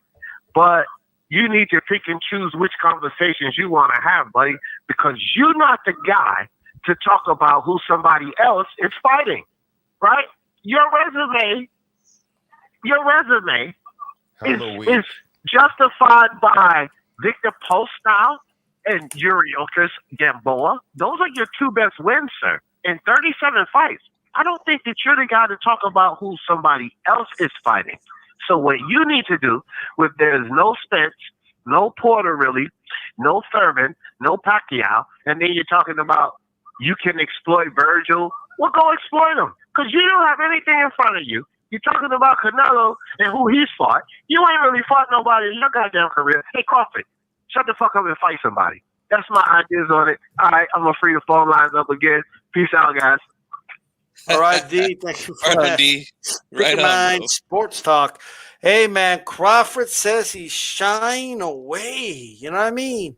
He's shying away from, black fighters. But, I mean, Canelo's fought black fighters. And not only that, look, remember I said yesterday on your show, I said he's fought better black fighters. He's fought better European fighters. He's fought better Hispanic fighters. Any category in the world, he's fought better than Crawford in every way, shape, or form. We really need to understand this, guys. Shying away from black fighters. Now, this is a really controversial topic, but here on HCP, we cause panic, and we don't care if it makes people feel uncomfortable. We didn't say it. I didn't bring it up. Last I checked, Danny Jacobs is an alien from Mars or something like that. Apparently, he's not a black dude that lives in New York, right? I don't know. But Amilcar, give us your thoughts. Cook on Crawford saying that Canelo is shying away like a little shy, like Adrian in the first Rocky movie. You know, shy. He's shying away. Talk to us. It's funny you mentioned Adrian, because what I'm going to say is that Canelo has not only fought plenty of black fighters, he's fought all different kinds of black fighters. And I'm about to paraphrase Adrian Broner when he called himself the Can Man. Anyone can get it, right? An Afro-Cuban can get it. An African-American can get it. An Afro-Panamanian in Austin Trout can get it. He's fought all kinds of black people. And I thought Lara won that fight. I know D-Style, you think that Lara fights for 10 seconds per round, but I had him win in the Canelo fight. He obviously knocked the hell out of Kirkland. He's beat up Mosley. He's beat up Jacobs. I mean, you could just go through the whole list. It's a pretty ridiculous thing to say, but unfortunately, we live in the era now of identity politics and identity social talk. Everything now comes down to what race you are, what ethnicity you are, whether you're hetero or homo or transgendered, or you go down the list. We're not really no longer looking at things just strictly on their merits. Everything has to be given a label, and then that label is used to construct an argument. So it was ridiculous, but it's also emblematic of kind of the times that we're living in right now, unfortunately. Yeah. And 408 from the Shoe Shine. Talk to us. What do you make of Crawford's comment saying that, Canelo's shying away? But, I haven't had a chance to talk on this subject about it all week, so I've had time to really process it. As a fan of Crawford, of his talent, I'm a fan of his talent. He passes the eye test. But as far as his resume, it stinks at 147, right? Let me tell you, all the guys that have stepped up from 147 and said, I'll fight you middleweight, or I'll fight Triple G. Kell Brook, who he faced stepped up to fight Triple G at his peak. Amir Khan, Amir with the glass chin said, "I'll fight you, Canelo." Moved up 2 weight classes. Floyd Mayweather, welterweight, moved up to 152 and says, "I'll fight you, Canelo." All these guys had the cojones to fight Canelo, and Crawford more than has a name to get a fight with Canelo and made no attempt ever to fight Canelo Alvarez. But now he's got a big mouth, right? And I don't know if he's embracing a new role as the heel of boxing or the new villain, but it's not a good look. He's just coming across as a salty boxer who has a poor relationship with his promoter. His promoter's been very vocal that he doesn't want to spend any more money on Bud Crawford's career. So he needs to take his career in his own hand and figure out how he's going to build a legacy from here on, because his resume at 147, it really stinks. And not to mention, after the fight last Saturday with Virgil Ortiz, a commentator from Fight Hub TV or a reporter from Fight Hub TV asked him about the Spence fight, and he said it's out of the question at this point. So he doesn't even want to fight Spence. I'm really disheartened with the comments that Terrence Crawford made. He has no room to talk. Ooh, all right. And Chief Funky, did you do some investigation to make sure that Danny Jacobs is who he says he is? Like, is something going on or what? Because I don't know, man. Like maybe Crawford's onto something. Yeah, I guess he's figured it all out. He's put the mystery together. He's like Blue's Clues. Remember that show? For all you guys out there that have kids, probably know that one. But look, You've dude, probably been forced to watch that one. Look, man, we talked about this last night. We had a guy on who not necessarily agreed with it, but thinks that Canelo needs to step it up in competition and whatnot. But here's what I'm going to say about Terrence Crawford, man. Now, obviously, we all know the lack of competition at 147, on his resume. He's not fighting black fighters, last I checked. And there's plenty there at 147, right? Just like there was plenty for Canelo to fight when he was at 154 pounds, and he fought the best guys there. Who was better at the time at that division than Trout, than Lara, than Mayweather? Charlos weren't shit then. I'm sorry. I mean, people bring up the Charlo all the time. Nobody was asking for him to fight Charlo, either one of them at that time. I'm sorry, man. That's just not the case. And what's most ridiculous to me is, again, we've named all the guys. I've just named a bunch of guys. You could throw Kirkland, Shane Mosley, Daniel Jacobs. These are all black men last time I checked. And that's quite a few. So what is there? Is there some sort of standard, some sort of bar that everybody has to match? Like you have to fight this amount of black fighters for us to be happy with you or some shit like that. That's bullshit, man. Okay? He's fought more black fighters than any of these fucking fanboy fighters out there, like Charlo and Andrade. Okay? So miss me with that bullshit, man. He's put in the work, and I'm not gonna talk shit about Canelo. I've criticized him in the past, but you know what? Those are the guys I wanted to see him fight. And I made videos about that back 10 years ago when a lot of you dudes weren't even on here. I asked him to fight Trout. I asked him to fight Lara. And guess what? He fought both of them. Okay. And you know who else was happy with what he was doing back then? One of these big narrative pushers. Okay. And believe me, look him in the eyes. We got the fucking receipts. Don't even worry about that. We know you guys were satisfied when he had his sweet tooth for chocolate. All right. I'm done with it. Can I ask you something, G Funky? Just a little clarifying little matter. Who's Andrade? Or is it Andrade? Oh, at 213, we see you. Just stay put, please. Go ahead. Andrade, excuse me. There you go. Go ahead. 213, are they on the line? 213, you are live on the Leave It in the Ring Roundtable. The floor is yours. Hello. It's cracking. Can you guys hear me? Yep, loud and clear, bro. Raider, LA. How's it going, brother? Just turn off the background, though, if you're playing us in the background, because there's an echo. Oh, my bad. Hold on. What about now? Is that better? Yeah, perfect, 100%. Oh, yeah. Nah, what's up, guys? What's cracking? Buenas noches. How's everybody doing tonight? Hey, Raider, I have a question for you. Like, when is Canelo going to fight a black dude, bro? Like, what's going on? Come on, man. This guy over here, Crawford, man. I don't know. I think he's just clout chasing. To be honest, I don't even think he even believes that because I mean, obviously he's fought black fighters, right? And he's beaten most of them except for Floyd. They didn't hit. I think the issue here is two guys, right? Boo Boo and Charlo. I don't think because there's nobody really at 168 that's black that's elite and at 175, right? So if you're talking about at 160 and most likely if you're talking about Charlo and Boo Boo, right? So if they're talking about when they talk about Charlo fighting Benavidez, some people are saying, oh, you know what, Charlo is not in at 168, so he can't fight Benavidez. He's at 160. So if you put that narrative, then you got the same thing about Canelo, right? So Canelo's not at 160, so he can be fighting these guys, right? He's at 168.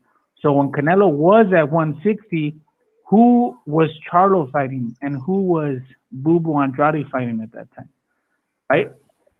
Canelo was fighting the best at 160. He fought Triple G twice and Daniel Jacobs, who was the other belt holder. Boo Boo and Charlo were not even. They were fighting. Who was Boo Boo fighting at that time? Selecki and some dude named Karawanda or something like that. and Charlo was fighting. Who did he fight? Fight Dennis Hogan and dude. It's like, how is Canelo gonna fight these dudes so everybody's telling me they rather see Canelo fight Boo Boo Andrade and Jamar Charlo when they were fighting those guys instead of Triple G or Daniel Jacobs. You know what I mean? It doesn't make any sense. I don't get it. You know what I mean? So I don't know, man. It's just sometimes it's amazing, what some people do saying. Yeah, he brings up Dennis Hogan, and he dragged up Dennis Hogan from 154. He had just had that robbery where he fought Jaime Munguia in Mexico. He's not a middleweight either. Yeah, and then also Brandon Adams. Brandon Adams. Yeah. Yeah, that's what I'm saying. Like, dude, think about this. Imagine if Canelo would have fought Boo Boo Andrade and Charlo instead of Triple G and Daniel Jacobs. What would the narrative have been if he would have beat both those guys? Oh, he's avoiding Triple G. He's been avoiding Triple G. Oh, he's avoiding Daniel Jacobs. Like, come on, dude. Like, Raider, check it out, bro. It's crazier than that because they talk about he's not fighting black fighters, but he just fought Jacobs like 2 fights ago. What did he just turn not black after that or what? Like they'll go to any low, man, to discredit this guy. Yeah, you know what? I mean, Crawford. That's one thing that I don't like. Why you're trying to shame somebody else to lift yourself up. I'm thinking he's hating, because Canelo's getting a lot of shine as number one pound for pound, and little by little he's going down in the list because he's not fighting anybody. He was at number one, or a lot of people's number one.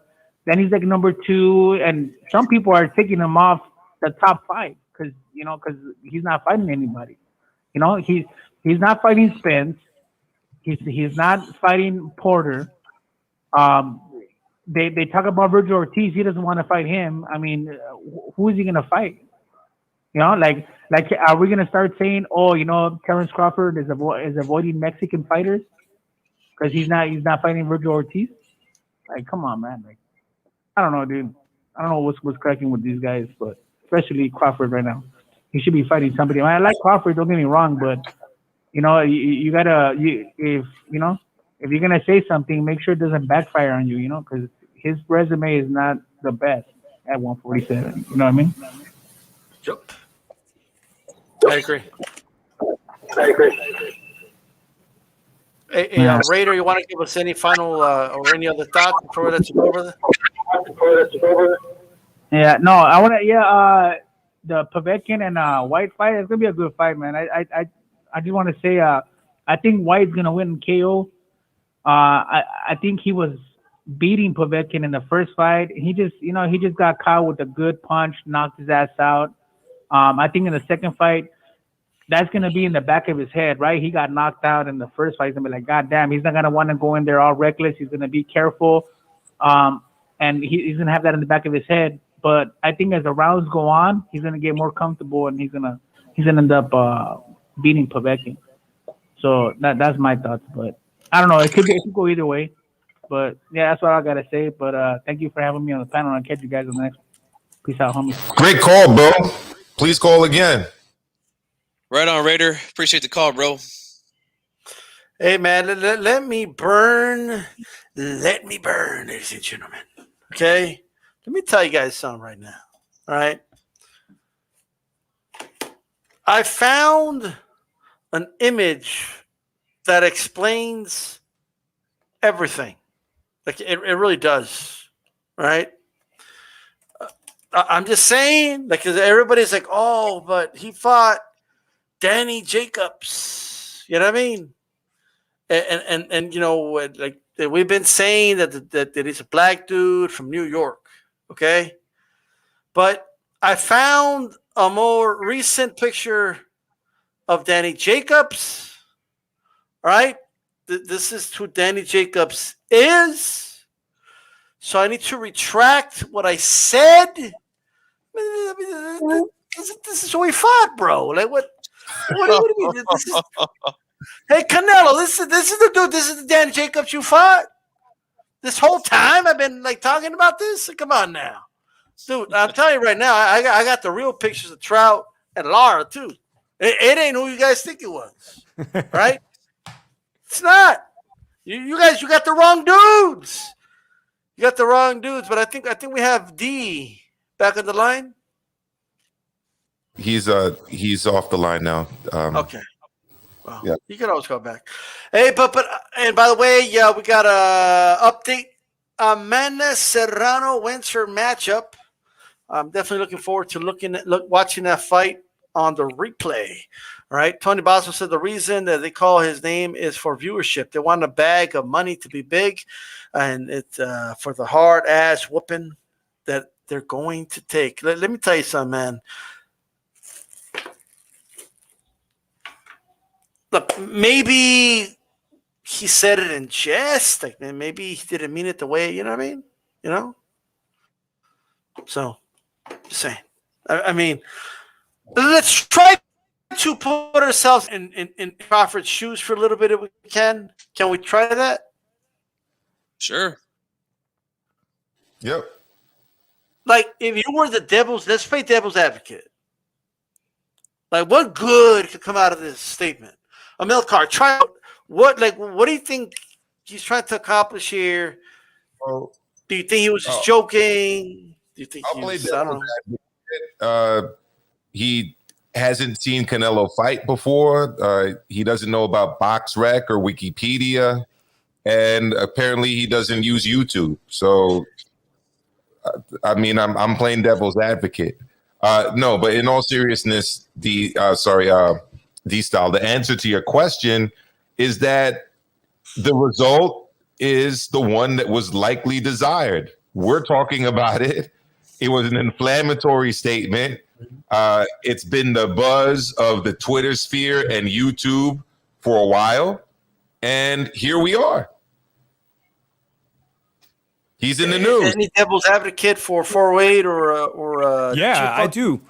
I'm starting to think, what if his end game is to draw Canelo Alvarez into a fight and get Canelo to come down at a catch weight and get the super fight he finally deserved, that he really should have been chasing a super fight like this way back. It's not inconceivable for me that he gets underneath Canelo's skin and Canelo says, I don't fight black guys, I'd like to fight you. So now what? Call his bluff. Call his bluff. Who's chicken now? I'll come down and weigh 8 pounds. I mean, Canelo just fought at 160, less than 2 years ago? A year and a half ago? It's not inconceivable he can't make 160.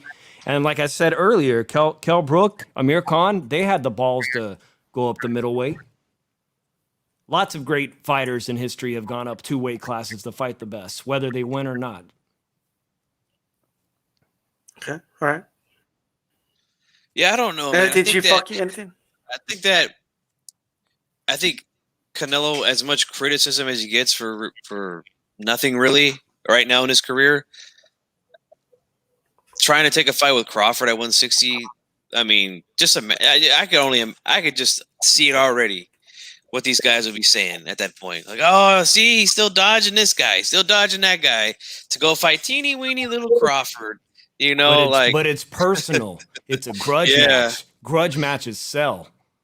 You could be right, but Crawford's really not that big of a name either. I mean, him and Spence. I mean, they're both acting like they're Pacquiao Mayweather. Want to draw this thing out, and they're not even a tenth of what those guys were.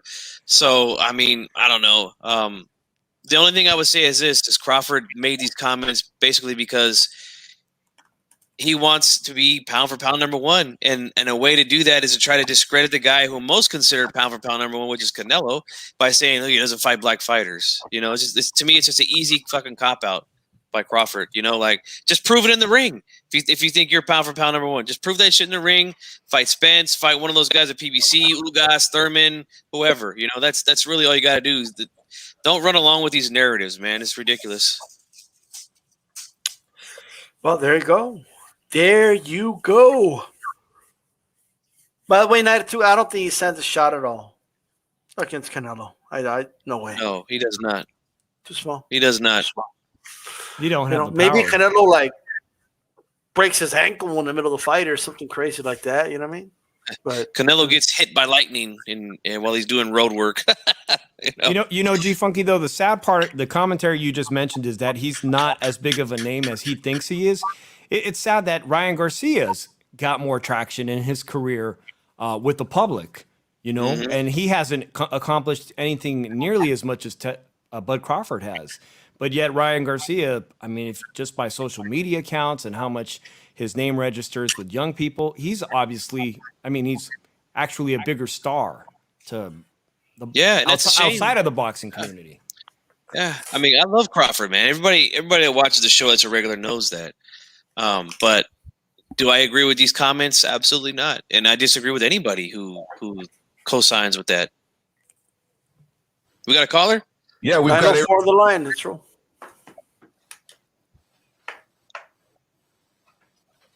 You there? Caller, you're on with us. 904. Leave it in the ring roundtable. You're live. Oh, I got you. My phone thing's kind of a little hazy.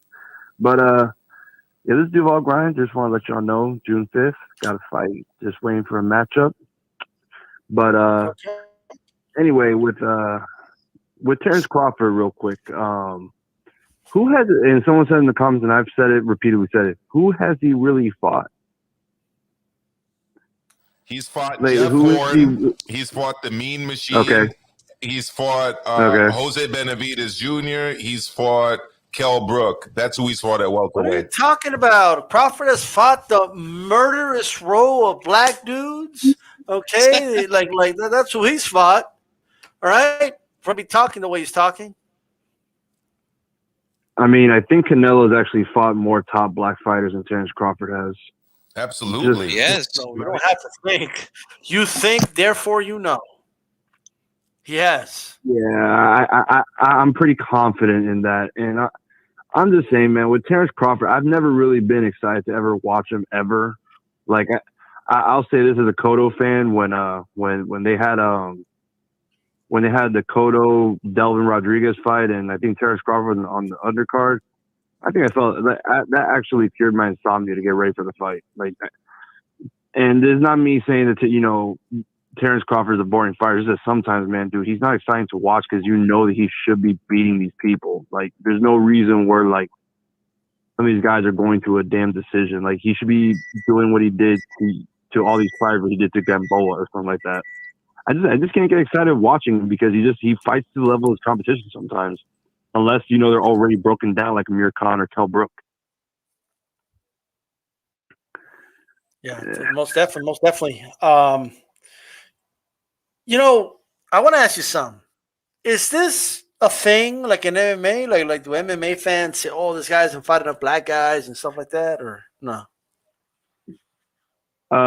Actually, no. It's no. Race rarely ever comes up, and when it comes to like now maybe like when you have like a Colby Covington or Chael Sonnen fighter who's fighting like a Brazilian, they'll like stoke the crowd to get a reaction. But as far as like they're afraid to fight black fighters or they're afraid to fight a Brazilian fighter, no, it's not really a thing. I mean, because it's not like where Terrence Crawford, like you guys were saying with Terrence Crawford, like there's like a standard where you have to fight a certain amount of like Mexicans in order to be like considered okay, we accept you, kind of thing. Yeah, because like race comes up is just to stoke the crowd. So like, because what I wanted to mention was this. So because like in MMA you have different like. In boxing, styles are everything in boxing, right? But it's more subtle things. Like you really have to know the sport because it's not as obvious to people. You know what I mean? Unless you're really watching. In MMA, the different styles, quote unquote, are very obvious. Like one guy's a ground fighter and the other dude's like a stand-up like martial artist. You know what I mean? But and like in MMA, what I noticed, like if a dude's a black belt in Brazilian Jiu-Jitsu and is putting submissions on motherfuckers, they just say that's a dangerous black belt in Jiu-Jitsu that could put you in a submission in the ground. They never bring up like if he's like they might point out that he's Brazilian, but it doesn't really matter if he's Brazilian, American, Japanese, if he's from Europe. If he's a black belt in Jiu-Jitsu and he could submit you, right? In boxing, the style that people say give Canelo problems is a slick fighter who can move on his feet, and that is Billy Joe Saunders. But for some reason, people don't want to give him that title because he's European, right? He's a Eurobum. Like, do you see where I'm going with that? Like, do you see where like fans can't just look at a style in boxing? Like, they put a little more emphasis on either the nationality or the race of the fighter. With Adrian Broner is like, how come like a slick fighter is only applied to like a black fighter, and then like if it's a European, he's deceptively athletic or something like that. I remember you're basically describing an old college boxing video, man. The caller makes a good point. There's been numerous fighters who by these terms used to describe different groups. I mean, I was listening to a show the other day where they were talking about how the most qualified is only used when it refers to like a person of color for a job, because they never say, oh, is this white man the most qualified person for the role? No, but when it's a black person or somebody else, we got to make sure he's the most qualified candidate. And then the black guy also the slickster, it is what it is, unfortunately. Yo, Frank. Well, that's like I said. Jager, hold up. Frank Jager, thank you very much for that super chat. This Crawford shot away from Spence, Porter, and Thurman. Also, Canelo runs Dallas. 20,000 pre-sale tickets sold in a day. He showed up to his hometown and outsold them, right? In his own hometown. Canelo is the Dallas Cowboys. You know what? Canelo runs. Move out of the way, Jerry Jones. He owns Jerry's World, right? That's Canelo's house, right? That's right. But anyway, I heard it's up to 35,000 now, man. That's what I heard. Duval, give us some final thoughts, brother, before we let you go. So tune in for future announcements. If you guys are following my YouTube channel or social media, should be figuring out who my matchup will be for June 5th for my amateur MMA debut. And go Amanda Serrano. Go, man, Serrano. I heard you got the W. There you go. Hey, before I let you go, even you though, like you do it too, though. Like in MMA, like I don't think you care as much if someone's Puerto Rican, but in boxing, you're like, oh, the Puerto Ricans. You know what I mean? Well, I would say in MMA I do care about it because we don't have that much representation, which is why I love that Amanda Serrano and Rob Font in MMA are doing pretty well. Okay. All right, brother. Thanks for calling in, and we wish you nothing but the best in your pro debut. Keep us posted. Good luck, man. Good luck on that fight, brother. All right, man. And we got somebody else in the car? Yeah, I'm just bringing them up. Unfortunately, I had my computer up, which was Okay, all right. Crawford says Canelo shine away from black fighters. That's the topic, guys. Leave it in the ring roundtable. We're live. Area code 559. You are live on the Leave It in the Ring roundtable. What is going on, mi familia, mi raza? This is A-Rod. Hey, Rod. ¿Qué pasó, loco? Had to chime in on this fucking subject, Crawford, man. Is some bullshit.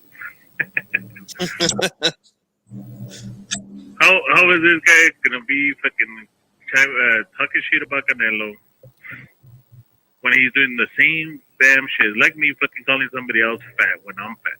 You know what I mean? It's just laughable. Right. I hear everybody around. Like the pot calling the kettle. Yeah, right?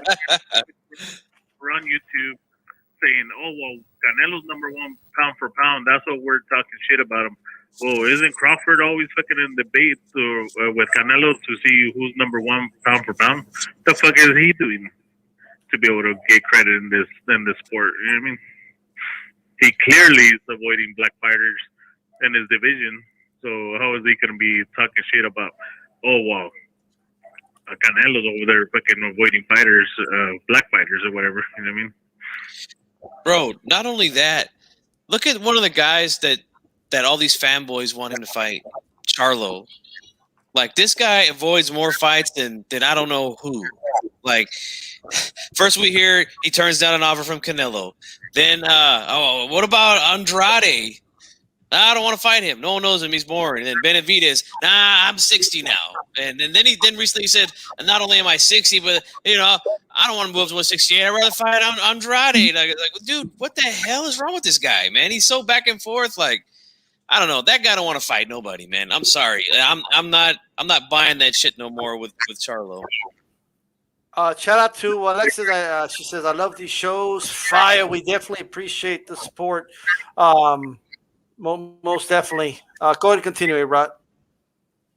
Well, we're always hearing this. Canelo's avoiding Benavidez, and all of a sudden, as soon as he dropped the belt, now all of a sudden he wants to fight for the belt. Well, now that Benavidez wants to fight Charlo, now they're making a bunch of excuses for Charlo, saying that why should he move up and fight a guy that with no belt and all of that? Isn't the same shit that you're talking shit about Canelo for? That he's not trying to fucking fight somebody that's dangerous because he don't have a belt all of a sudden, you know what I mean? Right. It's all bullshit, bro. Like, let me tell you something. This guy's making it seem like Canelo killed the goat, took the blood, and put it on his doorstep to avoid the plague or some shit. Okay, like, oh, here they come, everybody. Like, that's not what he's doing. Okay, I'm just saying. All right. Talk right here about Charlo. That they say Charlo should fight 2 fights before fighting Benavidez and all of that, but Canelo doesn't get credit for moving up a weight division and fighting a champion because he's the lowest. Well, isn't that the recommendation for everybody to do? Is before you move up to a weight division, try out a couple fights before to see how you fight in that fight. But Canelo picks a champion, now he gets trashed for it because he was the weakest link. So what kind of bullshit is that? Hold your fighter at the same standard at the same time. You know what I mean? Absolutely. Yep. I agree. You're making too much sense, brother. Like, you have to say things that don't make sense in boxing. That's what sells, apparently. But you hit the nail right on the head, bro. I just want to bring up so much shit, and it just fucking falls out at the end of the second day whenever I want to bring it up on my channel. Hey, Rod, just stay tuned until the end of the episode because I got something for D-Style and I got something for you, and I want your response in the chat when I share it.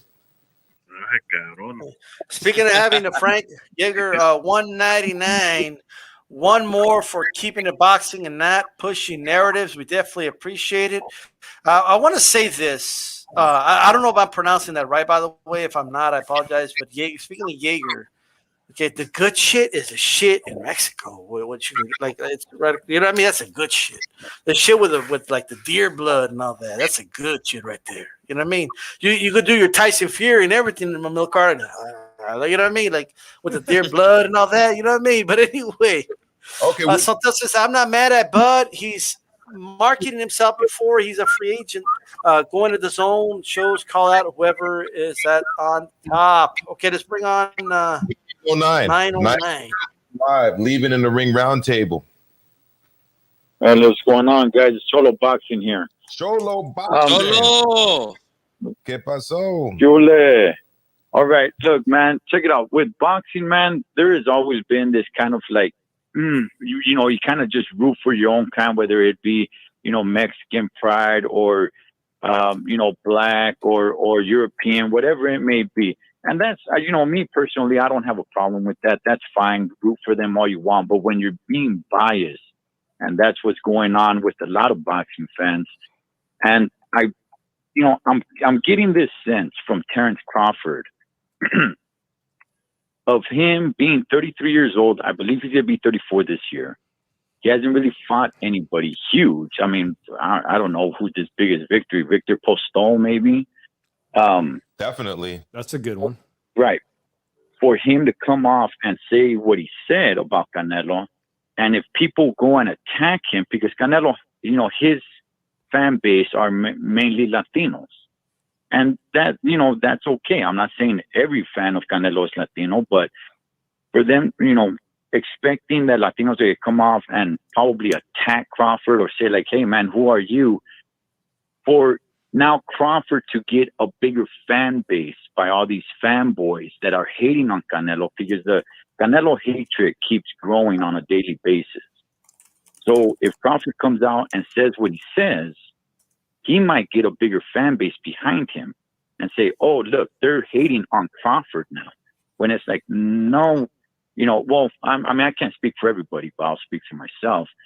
I'm not hating on Crawford, but I'm just stating, look, you're going to be 34 this year, and you're actually older than Canelo. You know, if you were, maybe if you were younger, and you would say something like, hey, once I get to be his age, I'm going to accomplish more than he did. Okay, fine. You know, the young cocky kid saying something like that, but you're actually older than Canelo. And you do not have half the resume that he has. Facts. So I think him saying something like this is probably to get him the fan base of all the Canelo haters behind him.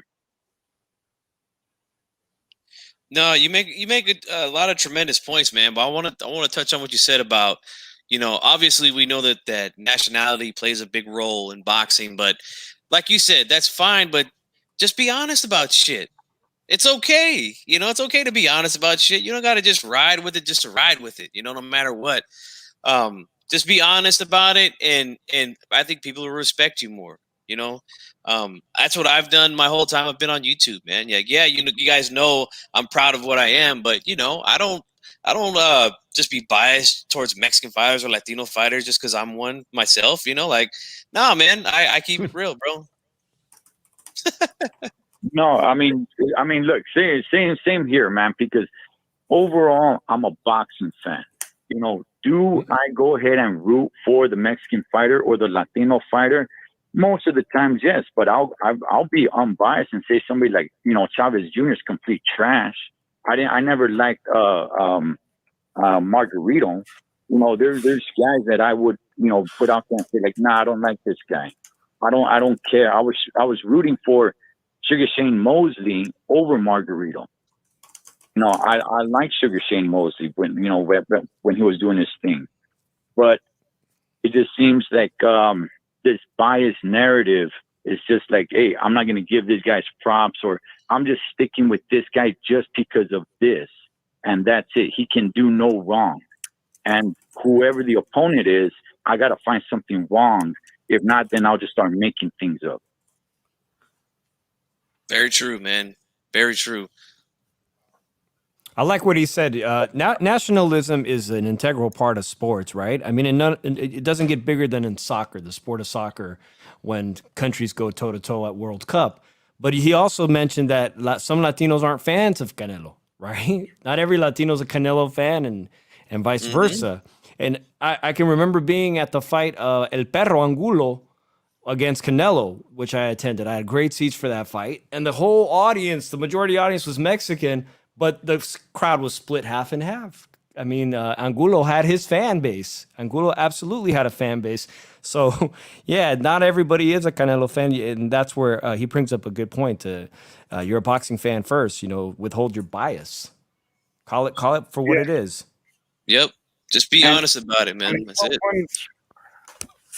Yeah, and I mean, one last thing, being Mexican myself, I mean, most Mexican fans want the fighters to go in there and get into some sort of wars. They don't to really get a big Mexican fan base behind them.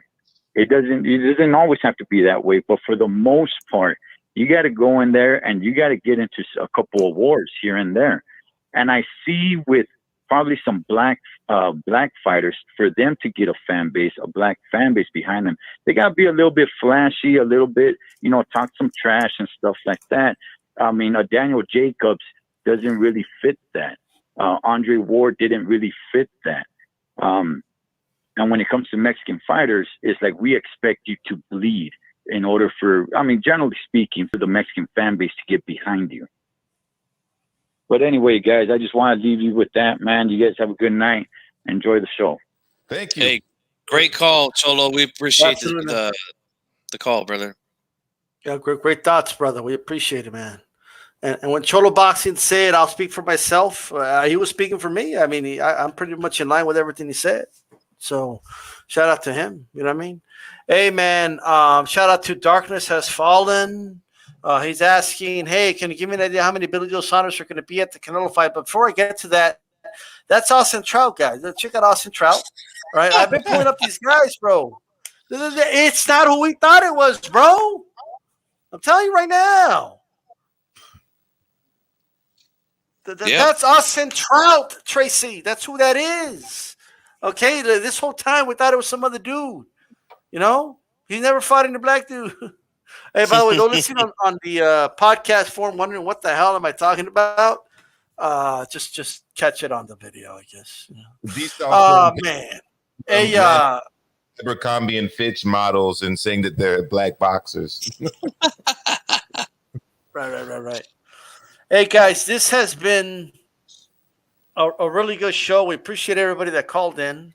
Even Haplotype was angry when he called. I don't know what that was about. Like this is Haplotype. That's who this fucking is. You wanted callers, you got it. Like, all right, okay. Jesus. Man, it's all good. It's all came good. Out swinging. Hey, he came out swinging. Good question, D-Style. Yeah, go ahead. I want to ask A-Rod a question too. I said I wanted A-Rod in on this as well. So you guys are both fans of this man right here, right? You know Mike who that Tyson. is. Iron Mike Tyson to you, Milcar. Tyson. Iron Mike Tyson. So look, I don't want to get your channel demonetized, so we're not actually going to be sharing the audio on this, or I'm not going to screen share it. But I'll tell you what he says. This is a direct quote from Mike Tyson. Tyson Fury's too elusive. Anthony Joshua not gonna fucking touch that guy. Oh shit. Quote unquote Iron Mike Tyson. So is that A-Rod? I know you're a huge Mike Tyson fan, A-Rod. And I know that guy right there, D-Style, he's a huge fan too. So what do you guys got to say about that? How do you like them apples? I mean, his dad named him after Mike Tyson, and Tyson's proud about that. That's why he's saying that. What do you mean? It's not that complicated. You know what I mean? Come on. All right, we've got another caller, area code 815. You are on live with the Leave It in the Ring Roundtable. What's good, 815? It's a Boxer Girl here. Oh, Boxer What's Girl. up? What's up, guys? How you doing? What up? What's on your mind? All right, guys. Wait, you guys can hear me, right? Of course, loud and clear. Okay. You're live. Okay. All right. I just wanted to tap in on the Crawford situation. Don't be laughing at me, man. The Crawford situation, I really think that it has been blown way out of proportion. Like, I don't think it was that big of a deal. I think that it was after a fight. Maybe he had a couple drinks, like, you know, talking shit, like maybe getting some attention to him and off of Canelo. So he just kind of brought out some controversy, and you know what I mean? I mean, the problem was that the controversy had no relationship to facts at all. So that's kind of the issue, at least for me. I mean, you want to bring up controversy, by all means, but could you at least include like maybe 10% facts in it? Maybe that's too much. Maybe 5%. Let's go with 5%. You know what they say about good jokes, right? That there's truth in them. You got to start with a little bit of truth for it to be funny. Yeah, I just, you know, I don't know.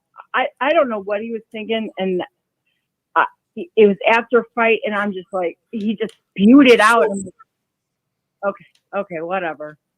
What about a retraction? What about I was just kidding? What about I just don't see that anywhere? You know what I mean? I don't see that. Where is that? Well, DStyle on Twitter. DStyle, if I may, on Twitter, he's actually engaging people in what he spoke about. He's not retracting it at all. He's actually talking to random fans on Twitter, and he's double downing. Wow. Well, I don't know. I don't know why he said that. I mean, he's clearly not aware of his record. I mean, he needs to hire you, Tracy, as a PR. You can handle all this stuff because he's saying all this crazy stuff. Like, you know what I mean? Like, he needs somebody to handle his shit. Maybe he just wanted to talk some shit after the fight. Maybe he had some drinks and he just like, yeah, you know, it's just, maybe he wanted the attention brought to himself. It could be a lot of reasons. I don't think that there was anything bad, you know, like coming from him. Like, you know, he's not a vicious person, but I mean, this is my opinion. I don't really think it's a big deal. Okay. Gotcha. But if he's continuing the conversation though on Twitter, I'm curious as to what he's saying. Just check out his timeline. Yeah. Yeah, I'm gonna have to. Well, you make a good point, Tracy. You know, but you know, I just think he's talking, you know, maybe talking shit, which is what everyone does in boxing. So he was talking shit, and it's like everyone's like, "Oh my God, he's talking about Canelo, aka Jesus, didn't fight any black fighters." I mean, I know everyone loves Canelo. I get it. He's a good fighter. You love Canelo. There are a lot of other good fighters out there. You know what I'm saying? Yeah, but I'm not taking anything away from Terrence Bud Crawford. I think he's a phenomenally talented fighter. Yeah. I think that he wants some respect. You know, maybe he was just like, fuck, I'm so tired of hearing about this Canelo dude. Like, you know, he's just talking shit. I'm like everyone does in boxing. Yep. No. Well, you know, that's a good perspective that and all that. You know, I mean, I think what he did, how did he say it, why did he say it? I don't know. I just know that I'll take it for face value, and it's just an incorrect statement. Yeah, because he specifically said he's shying away from black fighters. It was the statement, but I mean, he just fought Danny Jacobs not that long ago. You know what I mean? You want to give us any final thoughts here, Tracy? Yeah. I'm sorry. Any final thoughts? Oh no, that was it. I was just wanted to talk some shit about like this whole Crawford thing, and I was like, man, he's probably drunk and just talking shit. Sick of hearing about Canelo. I mean, I'm low key a little bit sick of it, but I respect all fighters. Don't lose your shit, guys. I'm saying anything negative about Canelo. Don't. I'm not. It's gonna be okay. Oh, we're good. You know. Most definitely. Oh, well, thanks for your call, Tracy. We appreciate it. All right. Are you down with HCP? Oh, I think she dropped off. Ivan Mora, Canelo's my dude in NorCal is where it's at. San Jose says, thank you very much. A-Rod 83, thank you very much as well, brother. FTP Terrence Crawford. Okay, there you go. All right. Hey, Amilcar, look at the private chat, brother. I want to go ahead and see if we can get one more caller in. Yeah, it's up there. 917-426-8061. 917-426-8061. So I'll just wait for the call, and when it comes in, we'll answer. Can you type it in the private chat, please? And then, I want to go ahead and kind of, there's one more caller I really want to get in, and we'll see if we can get on. I definitely want to get Blood on, so I just want to see what he'll say. And we'll go from there. You know what I mean? So give me 1 second, guys. Yeah, tomorrow, if anyone's interested, California will be selling tickets for the very first time at the old StubHub Center. I'm talking about Andy Ruiz, the PBC fight. Tickets go on sale tomorrow morning, and I am curious how those ticket sales are going to do compared to Canelo Alvarez. It's going to be really hard. StubHub is a very intimate venue for fights. But just what I'm hearing, the Canelo sales in Texas, those are phenomenal. Yeah, but Texas, those no restrictions on anything, no mask, no social distancing. We've got 92 Aku on the line, but could you do me a favor? I was just going to ask him to turn his background noise off. I guess he's doing that and might call By the back. way, William Boxing, I appreciate that, brother. Thank you very much for the donation. Go ahead. Yeah, we had 92 Aku on. He had a lot of background noise, and then he jumped off. Well, he jumped off. If we don't get the call right, I want to get Blood on, so it is what it is. If he can't come on, then he can't come on. But Cholo Boxing, I'm looking to buy tickets for that fight, and the venue is called Dignity Health Sports Park now. Yeah, they changed the name. Call in right away. Go ahead, brother. 92 Aku, you're back on live. Leave it in the ring. Roundtable. What's good, fam? What's happening, guys? Can you hear me good? Yep. No background noise now. You crystal clear, homie. There you go. Hell yeah. All right, yeah, man. Yeah, like the last caller said, was that Tracy, the last caller, when she was talking about? Yeah, y'all overblowing what Bud says. Like, not really that big of a deal. Well, what do you mean overblow? What do you mean? Like you said, like there wasn't really much context in like what he said. He just said, "Is it kind of wrong?" Yeah, it's kind of like it's not really accurate, but like I mean, people going at Bud's like who has he fought, and like now you're like starting to like discredit what Bud's doing. Like, dude, it's like. Well, didn't he open up that? Didn't he open up that can of worms by discrediting what Canelo's done? I mean. He not only said that the guy hasn't fought anybody, he specifically said that he hasn't fought black fighters when he's fought a ton of black fighters. But you also got to take into consideration, dude. He's like you said, maybe a little bit jealousy, a little pettiness in there. He's probably arguably pound for pound at number 2 on the pound for pound list. So maybe there's like a little competition wise with him. I mean, but what I think is just as ridiculous as saying like Bud hasn't fought nobody, Bud's record is weak. I think that's just a myth that like it's a narrative that people go with. Like you look at his record, he stopped. Like I just checked out, he stopped nearly everybody for like 5 years. You're like, oh, who's he fought? He fought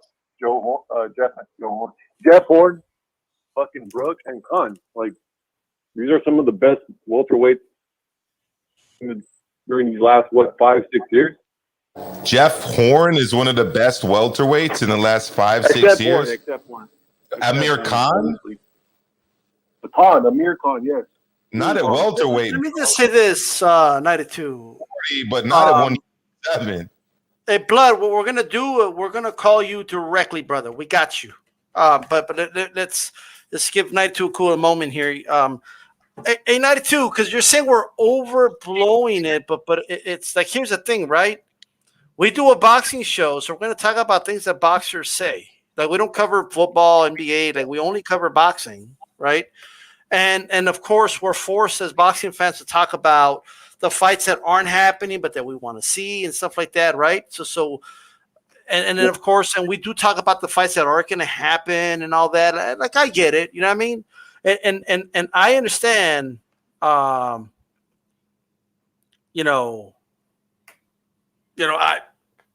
definitely understand, right?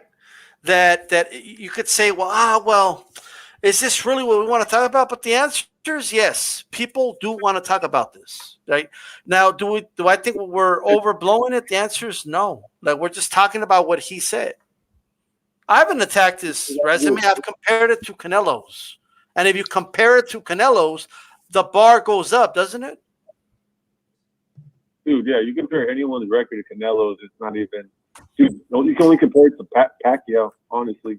This is the only record you can compare Canelo's record. Actually, Pacquiao has a better record, but like besides that, there's literally no one within a mile of Canelo and Pacquiao's resume. But to say, oh no, yeah, okay, this is what I was saying. What was ridiculous? That Bud's ducking the PBC guys, dude. Like, you guys aren't ignorant. You guys know there's a division of PBC's not fighting. They're not letting their fighters, mess with anyone else. No cross. I hear you with that. At least not their top guys. They're top guys at 147. And Bud has a contract. Bud has a contract coming up, so like they're going to freeze him out until in October, September, and so they're going to freeze him out. So like, what can Bud do? So the fact that Bud's like ducking, you guys are being ignorant that there's no PBC versus ESPN relationship. We're not being ignorant about it because we talk about all these things in very much detail for hours every week. What do you mean we're ignorant? No, not you guys. No, I'm saying the people in the chat, the people saying that, or calling in saying, "Oh, okay, fucking PBC." Like, come on. I got you. Yeah. Gotcha. Any last thoughts? 92 Aku? Last words, yeah, dude. Bud's resume is low key. It's like one of the best resumes, low key, compared to like Danny Garcia or Porter. Like, Porter's best win is Brooks, and Bud just stopped Brooks. No, Porter lost to Brook, bro. He lost his championship to Cal. What I meant. I mean, it's no hatred towards Bud. I mean, look, I've been on record saying I think Bud cleans out the division if he gets a chance at those guys. I think he beats all those guys if he gets a chance at them. We'll see if it happens, man. But thanks for calling in, bro. Appreciate you. 92 Aku, you call back, fam. Thanks for the call. Yeah, thanks for taking my call. Later, of course. Guys. Thank you. I'm a strong advocate that Bud leave Top Rank. I mean, Father Time is ticking for him as a welterweight. The good move is to leave. It's kind of his fault. He got that big signing check with them. He re-upped on his contract. It was always a big move. Bad move, sorry. He chased the money and not the competition, because the competition was always outside of Top Rank at 147, at least to me. But we got the brother Blood Boxing on the line with us. Blood, you there? OG Blood, what's up? Good. How y'all doing? Good. Thank you for your patience, man. Thank you for your patience, bro. You're on Leave It in the Ring again, Blood. What's going on? Hey, man, ain't a whole lot going on, man. I hear what y'all talking about this shit with Terrence Crawford and Canelo Alvarez. And I'm going to tell you right now, Canelo Alvarez is the man in the motherfucking division. Point blank, I'm in boxing. So all together, he's a cash cow. When you really look at his record, you look at his resume, he has more black fighters on his resume than everybody else in the game. Okay, so I don't never want to hear that bullshit again about he don't fight black fighters. Okay, that comes from world star hip hop fans. Okay, they don't understand the sport. They've been all star trash, and they bring the trash over here to the boxing domain, right? So we ain't listening to none of that. You got to have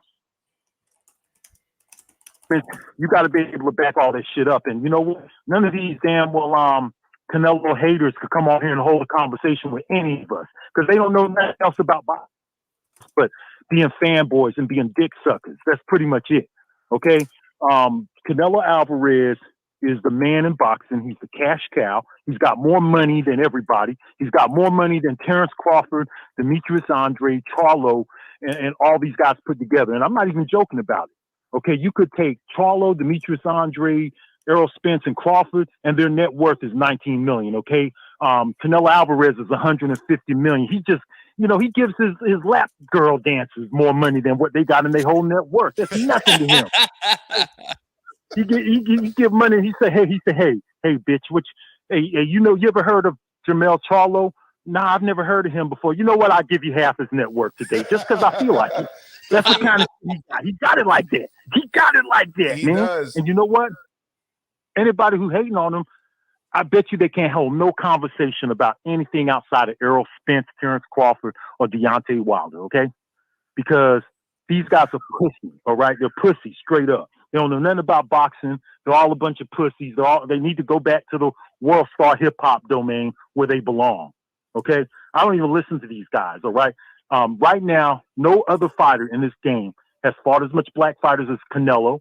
And not only that, you guys are holding him short because he didn't fight Demetrius Andrade, who's a joke, and who didn't fought no black fighter, not except for Willie Nelson. That's pretty much it. Then you holding him back for Charlo, who only fought 2 black fighters of significance. J-Rock, I'm not Julian Williams, because, hip-hop, the Wall Street hip-hop fans don't understand Julian Williams. Hey, Blood. You know what I'm saying? This is D-Style, brother. Hey. So J-Rock, you're J-Rock, man. You're J-Rock facts, man. J-Rock. Yeah, that's him. And who else did he fight, Charlo? There was one other guy, Trout. Austin Trout, I think. Yeah. Trout. So that's pretty much all he ever fought. You know what I'm saying? He fought nobody. Charlo, he ain't did nothing. He never went out of his way to get no fight. But Blood, I mean, you know that Ukrainians are pretty much black at the end of the day. So he did fight Devenchenko. Yeah. Willie Nelson's the whitest name.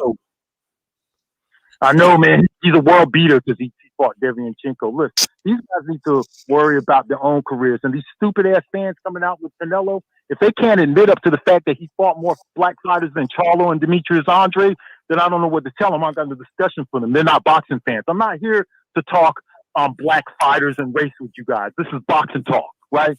Okay, if you want to favor the fighter of your nationality or race, that's fine. But I want to talk about that shit every second. The man fought more black fighters than both of them niggas, and he got more money than both of them put together. He wiped his ass with their fucking money, with their whole networks. Don't come telling me that shit, bro. I want to hear that fuck shit. You know what I'm saying? I'm tired of these motherfuckers coming in here all the time trying to tell us about boxing. Fuck you. Go take your ass back over to World Star Hip Hop, bitch nigga. Plus, and I said it. Blood boxing speaks for blood boxing. Thank you, Blood. I said it. That's right. Just to double down on what you said, you do that 1-to-22 conversion. You take that dollar, you turn it into a peso down in Mexico. That money goes even further. Canelo's big balling down in Mexico right now. So that those he's the man. Those checks he's handing out to those women, those checks are going hella far. Yeah, he could make any women rich. He could make them have more money than Charlo just for sucking his dick. And give it away, and they ain't gonna hurt him none. It's not gonna hurt him none. You give him the whole network. Well, I think 50 Cent said it right. Have a baby by me, baby. Be a millionaire. Exactly. And Charlo them can't do that because 10, 15 years from now, they're gonna be hanging on like Aaron Pryor. You know what I'm saying? Because they only got like 2 million now. And I'm telling you now, Danny Little Red Lopez made 2 million in a fight, and that was 45 years ago. You know what I'm saying? There's been inflation, all that shit. These guys don't got no motherfucking money talking about they negotiating fights and all that shit. Man, nobody want to hear that shit. Canelo is the man, too. Canelo is, and another thing, too, Canelo is at 168, okay? Them motherfuckers at 160. I know you world star hip-hop motherfuckers don't understand the difference with the weight class because y'all mix them up all the time. Oh, Devin Haney versus what's his name? Gary Russell and all that. He mixed with the weight classes and all kind of shit. These motherfuckers don't know what they talking about, man. I don't know what kind of weed they done put out in these little laboratories now that they smoking on, but it's some strong, heavy shit. It's some strong, heavy shit. That's some good ass weed, Blood. They don't have money to build a fight. You know what I'm saying? And if Canelo offers them a fight, then they need to take the shit how it is. Right now, what Jamal Charlo and Andre need to worry about is the middleweight division, where they're at. That's where they're at. They're the middleweight division. They did nothing to try to get a fight with Canelo. Nothing. They sat on their fucking asses all time. Okay? So I don't want to hear that shit at all. And that's pretty much all I want to say. I'm going to make this call short. And next time, I will be on the round table.